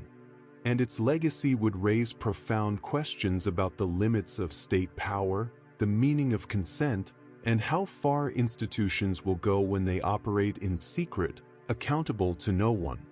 MKUltra was born from fear and paranoia. The Cold War was intensifying. The Soviet Union and China were perceived as existential threats. American prisoners of war returning from Korea reported having been subjected to brainwashing techniques, forced to make false confessions, their thoughts and loyalties seemingly altered by their captors. Whether these reports were accurate or exaggerated, they terrified American intelligence officials. If communist nations had developed methods of controlling minds, then the United States needed to develop the same capabilities, both to understand how to resist such techniques and potentially to use them.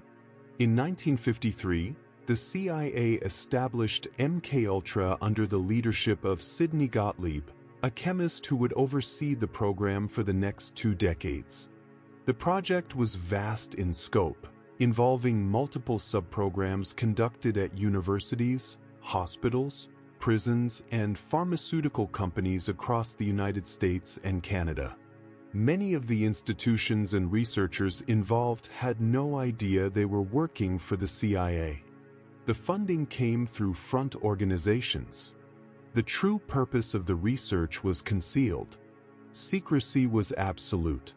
The program explored various methods of manipulating human consciousness and behavior: hypnosis, sensory deprivation, sleep deprivation, isolation, verbal and physical abuse, the administration of various drugs including barbiturates, amphetamines, and most extensively LSD, lysergic acid diethylamide, a powerful hallucinogen that had been synthesized in the 1940s and that seemed to offer a window into altering consciousness, breaking down psychological defenses, and potentially controlling thought itself.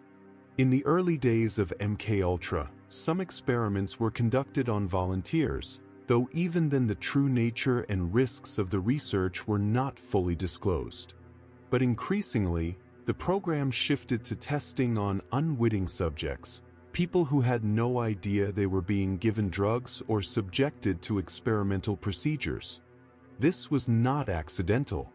The CIA believed that the only way to truly understand how these techniques would work was to use them on people who had no advance warning, who couldn't prepare or resist, whose reactions would be genuine rather than influenced by knowledge of what was happening. So LSD was administered secretly. At CIA safe houses, operatives would invite colleagues for drinks, then slip LSD into their beverages and observe what happened. At parties and social gatherings, food and drinks were spiked with the drug. Researchers watched as unsuspecting people experienced powerful hallucinations, panic, and dissociation. Sometimes the effects were temporary and relatively benign. Sometimes they were devastating. The most infamous incident involved a CIA employee named Frank Olson. In November 1953, Olson attended a retreat with other CIA personnel. Without his knowledge, his drink was spiked with LSD. He had a terrible reaction, anxiety, paranoia, and depression. In the days following, his mental state deteriorated. He became convinced he had made terrible mistakes in his work, that he needed to quit his job. A week after being dosed, Frank Olson fell to his death from a 13th-floor hotel window in New York City. The official ruling was suicide, but the circumstances were suspicious. Olson had been under CIA supervision at the time. He had been seeing a CIA-cleared psychiatrist. His family was not told he had been given LSD until decades later. When the truth finally emerged in the 1970s, Olson's death took on a different complexion. Had he really committed suicide? Or had he been murdered to silence him, to prevent him from revealing classified information in his disturbed mental state? The truth remains unclear, but what is certain is that a man died as a direct result of being unknowingly dosed with a powerful hallucinogen by his own government. Olson was not the only victim. In one subprogram, a CIA operative named George White ran a safe house in San Francisco where prostitutes would lure men back to the apartment. The men would be given drinks spiked with LSD, then observed through a one-way mirror while they hallucinated, engaged in sexual activity, all while being secretly filmed and studied. The men had no idea they were being experimented on. They thought they were simply spending time with prostitutes. Instead, they were unwitting subjects in a CIA study on whether LSD could be used to extract information or compromise individuals for blackmail purposes. This operation, codenamed Operation Midnight Climax, ran for years. Countless men were dosed. Their reactions were documented. Their most vulnerable moments were recorded. And it was all done without consent, without oversight, in service of intelligence objectives that were never clearly defined and never produced actionable results.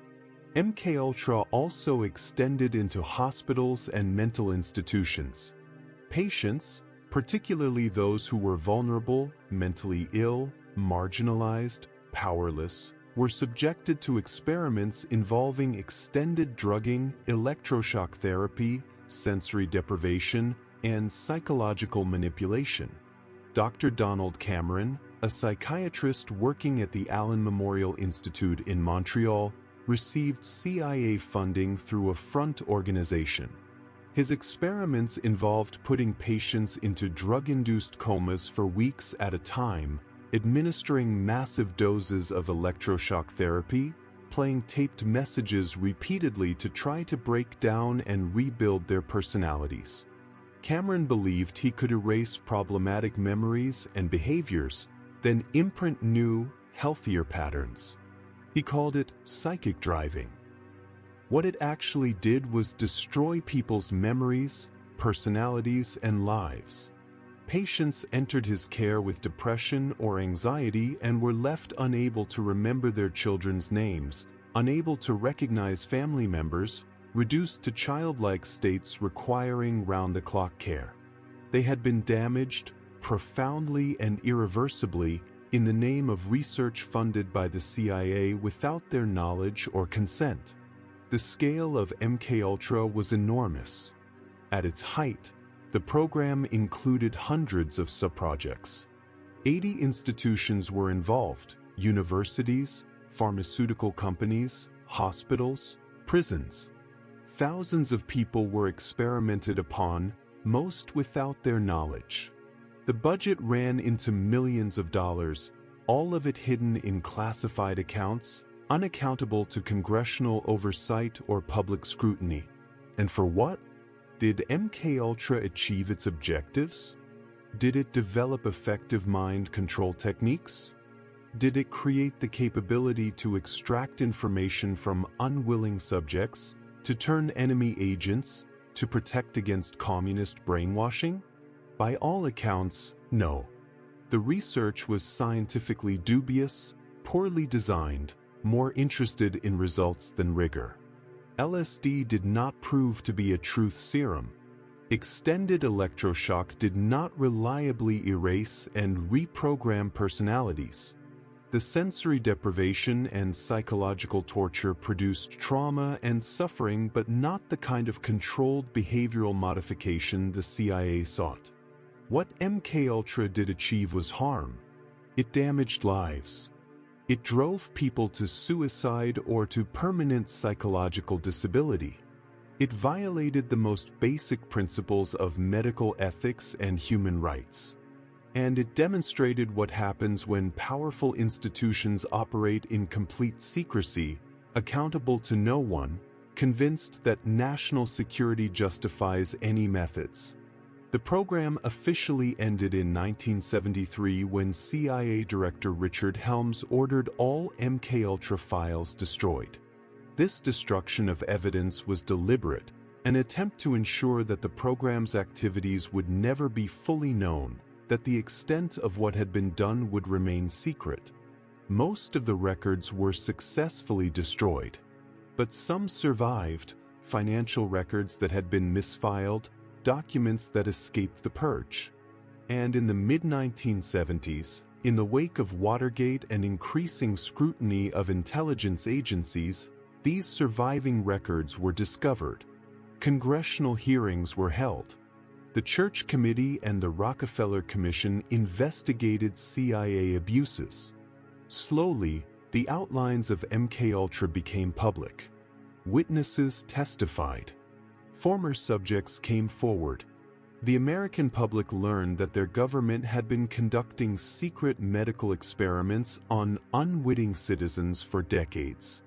The revelation was shocking, though in the climate of the 1970s, with Vietnam, Watergate, and numerous other government scandals fresh in public consciousness, perhaps less shocking than it would have been in an earlier era. Some victims sued and received settlements. The government issued apologies, though carefully limited ones that acknowledged wrongdoing while minimizing details and maintaining that much of what was done remained classified. President Clinton formally apologized in 1995, though by then most of those who had been harmed were dead or their cases lost to time and destroyed records. The full extent of MKUltra will never be known. The destruction of records ensures that. We know about some subprograms, some victims, some specific experiments. But how many people were dosed with LSD without their knowledge? How many psychiatric patients were subjected to Cameron's psychic driving? How many prisoners were used in experiments? How many times did operations like Midnight Climax does unsuspecting subjects? The numbers are lost to deliberate destruction of evidence. This uncertainty is itself part of MKUltra's legacy. The program operated in such secrecy, with so little documentation that survived, that we cannot fully account for what was done. And that raises a troubling question. What else happened that we don't know about? If MKUltra, with its hundreds of subprojects and thousands of subjects, could operate for 2 decades with almost no outside knowledge or oversight, what other programs might have existed? What might still exist? MKUltra exemplifies the dangers of state secrecy and unchecked power. The CIA operated with virtually no oversight. Congress was not informed of the program's details. The institutions and researchers involved were often deceived about the true funding source and purpose. The subjects were entirely in the dark. Accountability existed at no level. The program did what it wanted, experimented on whom it chose, and operated under the assumption that national security concerns overrode all other considerations, ethical, legal, or moral. This is the logical endpoint of the assertion that the ends justify the means, that sufficient threat justifies any response, that those in power know best and should not be questioned. MKUltra shows where that reasoning leads, to psychiatric patients being destroyed by experiments they never consented to citizens being secretly drugged by their own government, to a man falling from a window after his colleagues spiked his drink, to decades of harm inflicted in pursuit of capabilities that were never achieved. The program also highlights the particular vulnerability of certain populations. While MKUltra experimented on CIA employees and other seemingly privileged subjects in some contexts, it disproportionately targeted the vulnerable. Prisoners who could not refuse, psychiatric patients who had no advocates, drug users and sex workers who were unlikely to be believed if they reported strange experiences, marginalized populations who could be harmed with less risk of consequences or accountability. This pattern appears again and again in the history of unethical experimentation. The Tuskegee subjects were poor black sharecroppers. The monster study targeted orphans. Cameron's victims were psychiatric patients. The Stanford prison experiment and Milgram's obedience studies recruited ordinary college students but placed them in positions of powerlessness. MKUltra added to this pattern, demonstrating that when institutions want subjects they can experiment on without consequence, they turn to those who lack power, voice, or credibility. The ethical violations of MKUltra are comprehensive. There was no informed consent. Subjects either didn't know they were part of research or were actively deceived about the nature and risks. There was no assessment of benefits versus harms. The potential for serious psychological damage was obvious and was accepted as necessary. There was no protection of vulnerable populations. Instead, vulnerability was treated as an asset that made certain groups more suitable for experimentation. There was no oversight or accountability. The program operated in complete secrecy. And there was no provision for addressing harm. When people were damaged, they were abandoned or, in some cases, silenced. Every principle of modern research ethics was violated. Every protection that we now recognize as essential was absent. MKUltra is what research looks like when ethical constraints are removed entirely, when secrecy prevents oversight, when national security is invoked to justify anything. The program also raises questions about collective responsibility. MKUltra involved hundreds of researchers, administrators, and operatives. Some were true believers, convinced that developing mind control techniques was crucial to national security. Others may have had doubts but went along, following orders, trusting that their superiors had good reasons. Still others were deceived about the true nature of the work they were doing, receiving funding through front organizations, not realizing they were part of a CIA program. How many people knew what was really happening? How many participated knowingly in unethical experiments? How many suspected something was wrong but said nothing? These questions are difficult to answer, but they matter for understanding how such programs persist.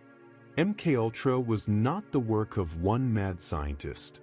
It was a large, bureaucratic operation requiring the cooperation or acquiescence of many people. That so many could participate, or look the other way, speaks to the power of institutional authority, of compartmentalization, of the human capacity to rationalize participation in harmful activities when they're sanctioned by legitimate institutions. The destruction of MKUltra records in 1973 was not just evidence destruction. It was an erasure of history, an attempt to ensure that accountability would be impossible, that the full truth would never be known. Some might argue this was necessary to protect national security, to prevent the disclosure of intelligence sources and methods. But the more likely explanation is simpler. The destruction was meant to protect the CIA from accountability, to prevent the public from learning the full extent of what had been done, to make prosecution or even thorough investigation impossible. This destruction succeeded. We know MKUltra happened. We know some of what was done, but we don't know all of it, and we never will.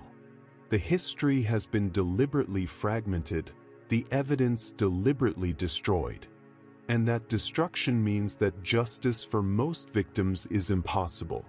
You cannot sue for compensation when records of your victimization have been destroyed. You cannot hold individuals accountable when documentation of who did what has been eliminated. The destruction of records was the final violation, ensuring that most of what MKUltra did would never face consequences. In the decades since MKUltra became public, it has entered popular culture, sometimes sensationalized, sometimes trivialized.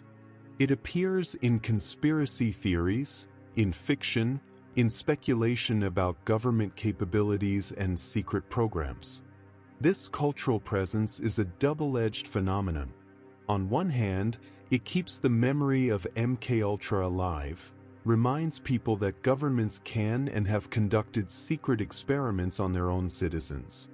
On the other hand, sensationalism can make it harder to engage with the real, documented history, the actual harm done to actual people, the genuine ethical violations that occurred.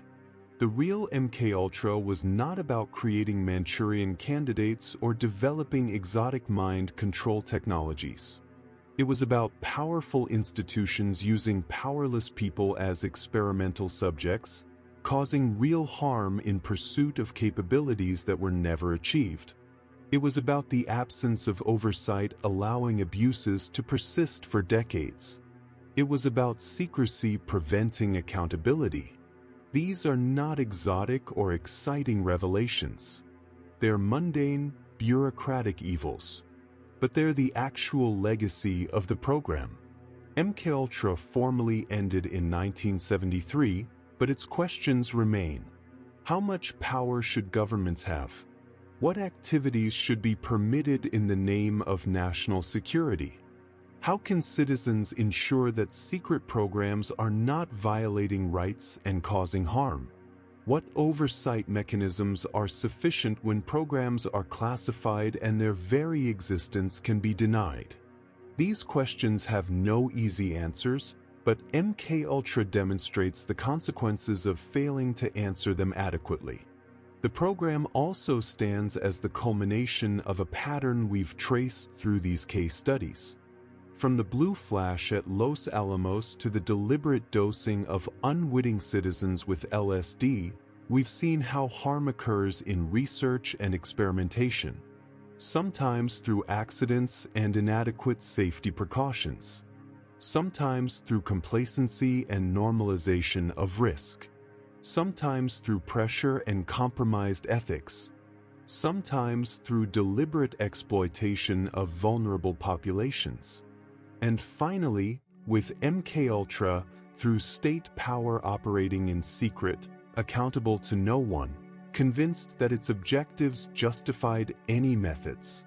Each of these forms of harm requires different safeguards. Physical safety requires engineering controls and protocols. Research integrity requires oversight and consequences for misconduct.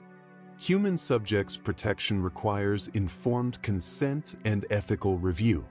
And restraining state power requires transparency, oversight, and accountability mechanisms that can function even when national security is invoked. MKUltra violated the last category most profoundly. It was state power operating in darkness, harming citizens who had no idea what was being done to them, justified by classified threats that the public could not evaluate, conducted by agencies that answered to no one. And even when it was exposed, even when congressional hearings revealed some of what had happened, the consequences were limited. Some apologies, some settlements, some reforms, but no comprehensive accounting, no full disclosure, no guarantee that similar programs were not continuing or could not start again. This is perhaps the most unsettling legacy of MKUltra. Not just what was done, but the knowledge that it could be done, that institutions have the capability and have demonstrated the willingness to conduct such programs. That secrecy can be maintained for decades. That records can be destroyed to prevent accountability. That national security can be invoked to justify almost anything. And that even when exposed, the full truth may never be known and justice may never be achieved. In laboratories and safe houses, in hospitals and prisons, people were drugged without their knowledge. They hallucinated, panicked, suffered, and sometimes died. Psychiatric patients lost their memories, their identities, their ability to function. A man fell from a hotel window. Countless others were harmed in ways we'll never fully document because the records were deliberately destroyed. All of this was done by government officials, by researchers at prestigious institutions, by people operating with the sanction and funding of the state. The history of experimentation, from Los Alamos to MKUltra, is a history of learning painful lessons. We learn that radiation can kill, that pyrophoric chemicals can ignite, that hydrogen needs proper grounding, that research data can be fabricated, that children can be deliberately harmed in the name of science, that power can corrupt in days rather than years, that vulnerable populations can be exploited for decades with no intervention, and finally, that state power combined with secrecy can lead to violations so profound, so systematic, that even when exposed, we may never fully understand what was done. These lessons were purchased at terrible cost. Lives lost, bodies damaged, minds destroyed, trust betrayed. The protections we now have, safety protocols, ethics review boards, informed consent requirements, oversight mechanisms, exist because of these tragedies. They are memorials in bureaucratic form, attempts to ensure that the specific harms we've learned about cannot happen again. But new harms are always possible. New technologies create new risks. New pressures lead to new compromises. New threats inspire new justifications for secrecy and unchecked power. The lessons of history provide guidance, but they do not provide guarantees. Vigilance is required constantly at every level. From individual researchers making daily choices about how to conduct their work, to institutional review boards examining protocols, to congressional oversight of classified programs, to public awareness and willingness to demand accountability. The dragon's tail, we said at the beginning, comes in many forms. Sometimes it glows blue in a physics laboratory. Sometimes it burns with chemical fire. Sometimes it corrupts gradually through compromised data and rationalized misconduct. Sometimes it strikes through deliberate cruelty dressed in the language of research. And sometimes it operates through state power, in darkness, harming those who trust or cannot resist, justified by threats that may be real or exaggerated but that always serve to concentrate power and reduce accountability. The experiments are over. Los Alamos, Oak Ridge, UCLA, Hawaii, the laboratories where data was fabricated, the orphanage in Iowa, the basement at Stanford, the clinics in Alabama, the safe houses and psychiatric hospitals where MKUltra operated, these specific sites of harm are in the past. But the choices they represent about safety, integrity, power, consent, the value we place on human dignity versus other objectives, these choices continue. They continue in every laboratory, every research protocol, every classified program, every institution that has power over individuals. And so we remember. We remember the blue flash and the men it killed. We remember the white cloud of uranium hexafluoride. We remember Shaharbano Sangji dying from burns because safety was not prioritized. We remember the static spark that no one saw coming. We remember the destroyed membranes and the fabricated data. We remember the children being anxious about their speech. We remember the guards and prisoners in a basement discovering cruelty. We remember the men of Tuskegee dying of a curable disease. And we remember MKUltra, state power at its most unaccountable, harming citizens in secret. We remember not to condemn but to learn. Not to feel superior to those who failed but to recognize how easily we might fail similarly. Not to believe we have solved these problems but to remain vigilant against their recurrence. The price of ethical research, of humane science, of limited government, is constant attention, constant questioning, constant willingness to speak up when something seems wrong. In the darkness, in the silence, in the secret spaces where power operates unchecked, harm is always waiting. The only protection is light, transparency, oversight, accountability, and the courage of individuals willing to say, "This is wrong, this must stop." The experiments may be over, but the experiment continues. The experiment of whether we can pursue knowledge without sacrificing humanity. Whether we can keep ourselves safe without harming those we promise to protect. Whether we can maintain vigilance when complacency is easier. Whether we can question authority when obedience is expected. The answers are not predetermined. They are written daily, in choices made and standards maintained. In the researcher who refuses to cut corners. In the review board that says no to a flawed protocol. In the whistleblower who reports misconduct despite the personal cost. In the citizen who demands accountability from secret programs. In all of us, when we choose integrity over convenience, protection over exploitation, humanity over any other objective. The dragon sleeps, but it never dies. And the tail is always there, waiting to be tickled by someone who has forgotten or never learned or chosen to ignore the lessons written in the history of these experiments. The lessons written in radiation and fire. Written in fabricated data and destroyed evidence. Written in violated trust and damaged lives. Written in the blood and suffering of those who were harmed so that others might learn. May we never forget. May we always remember.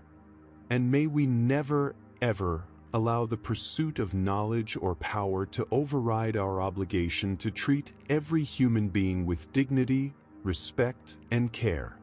This is the final lesson. The one that encompasses all the others. The one that, if truly learned and consistently applied, could prevent the next disaster, the next exploitation, the next time someone asks, "How far can we go?" and the answer becomes, "Too far."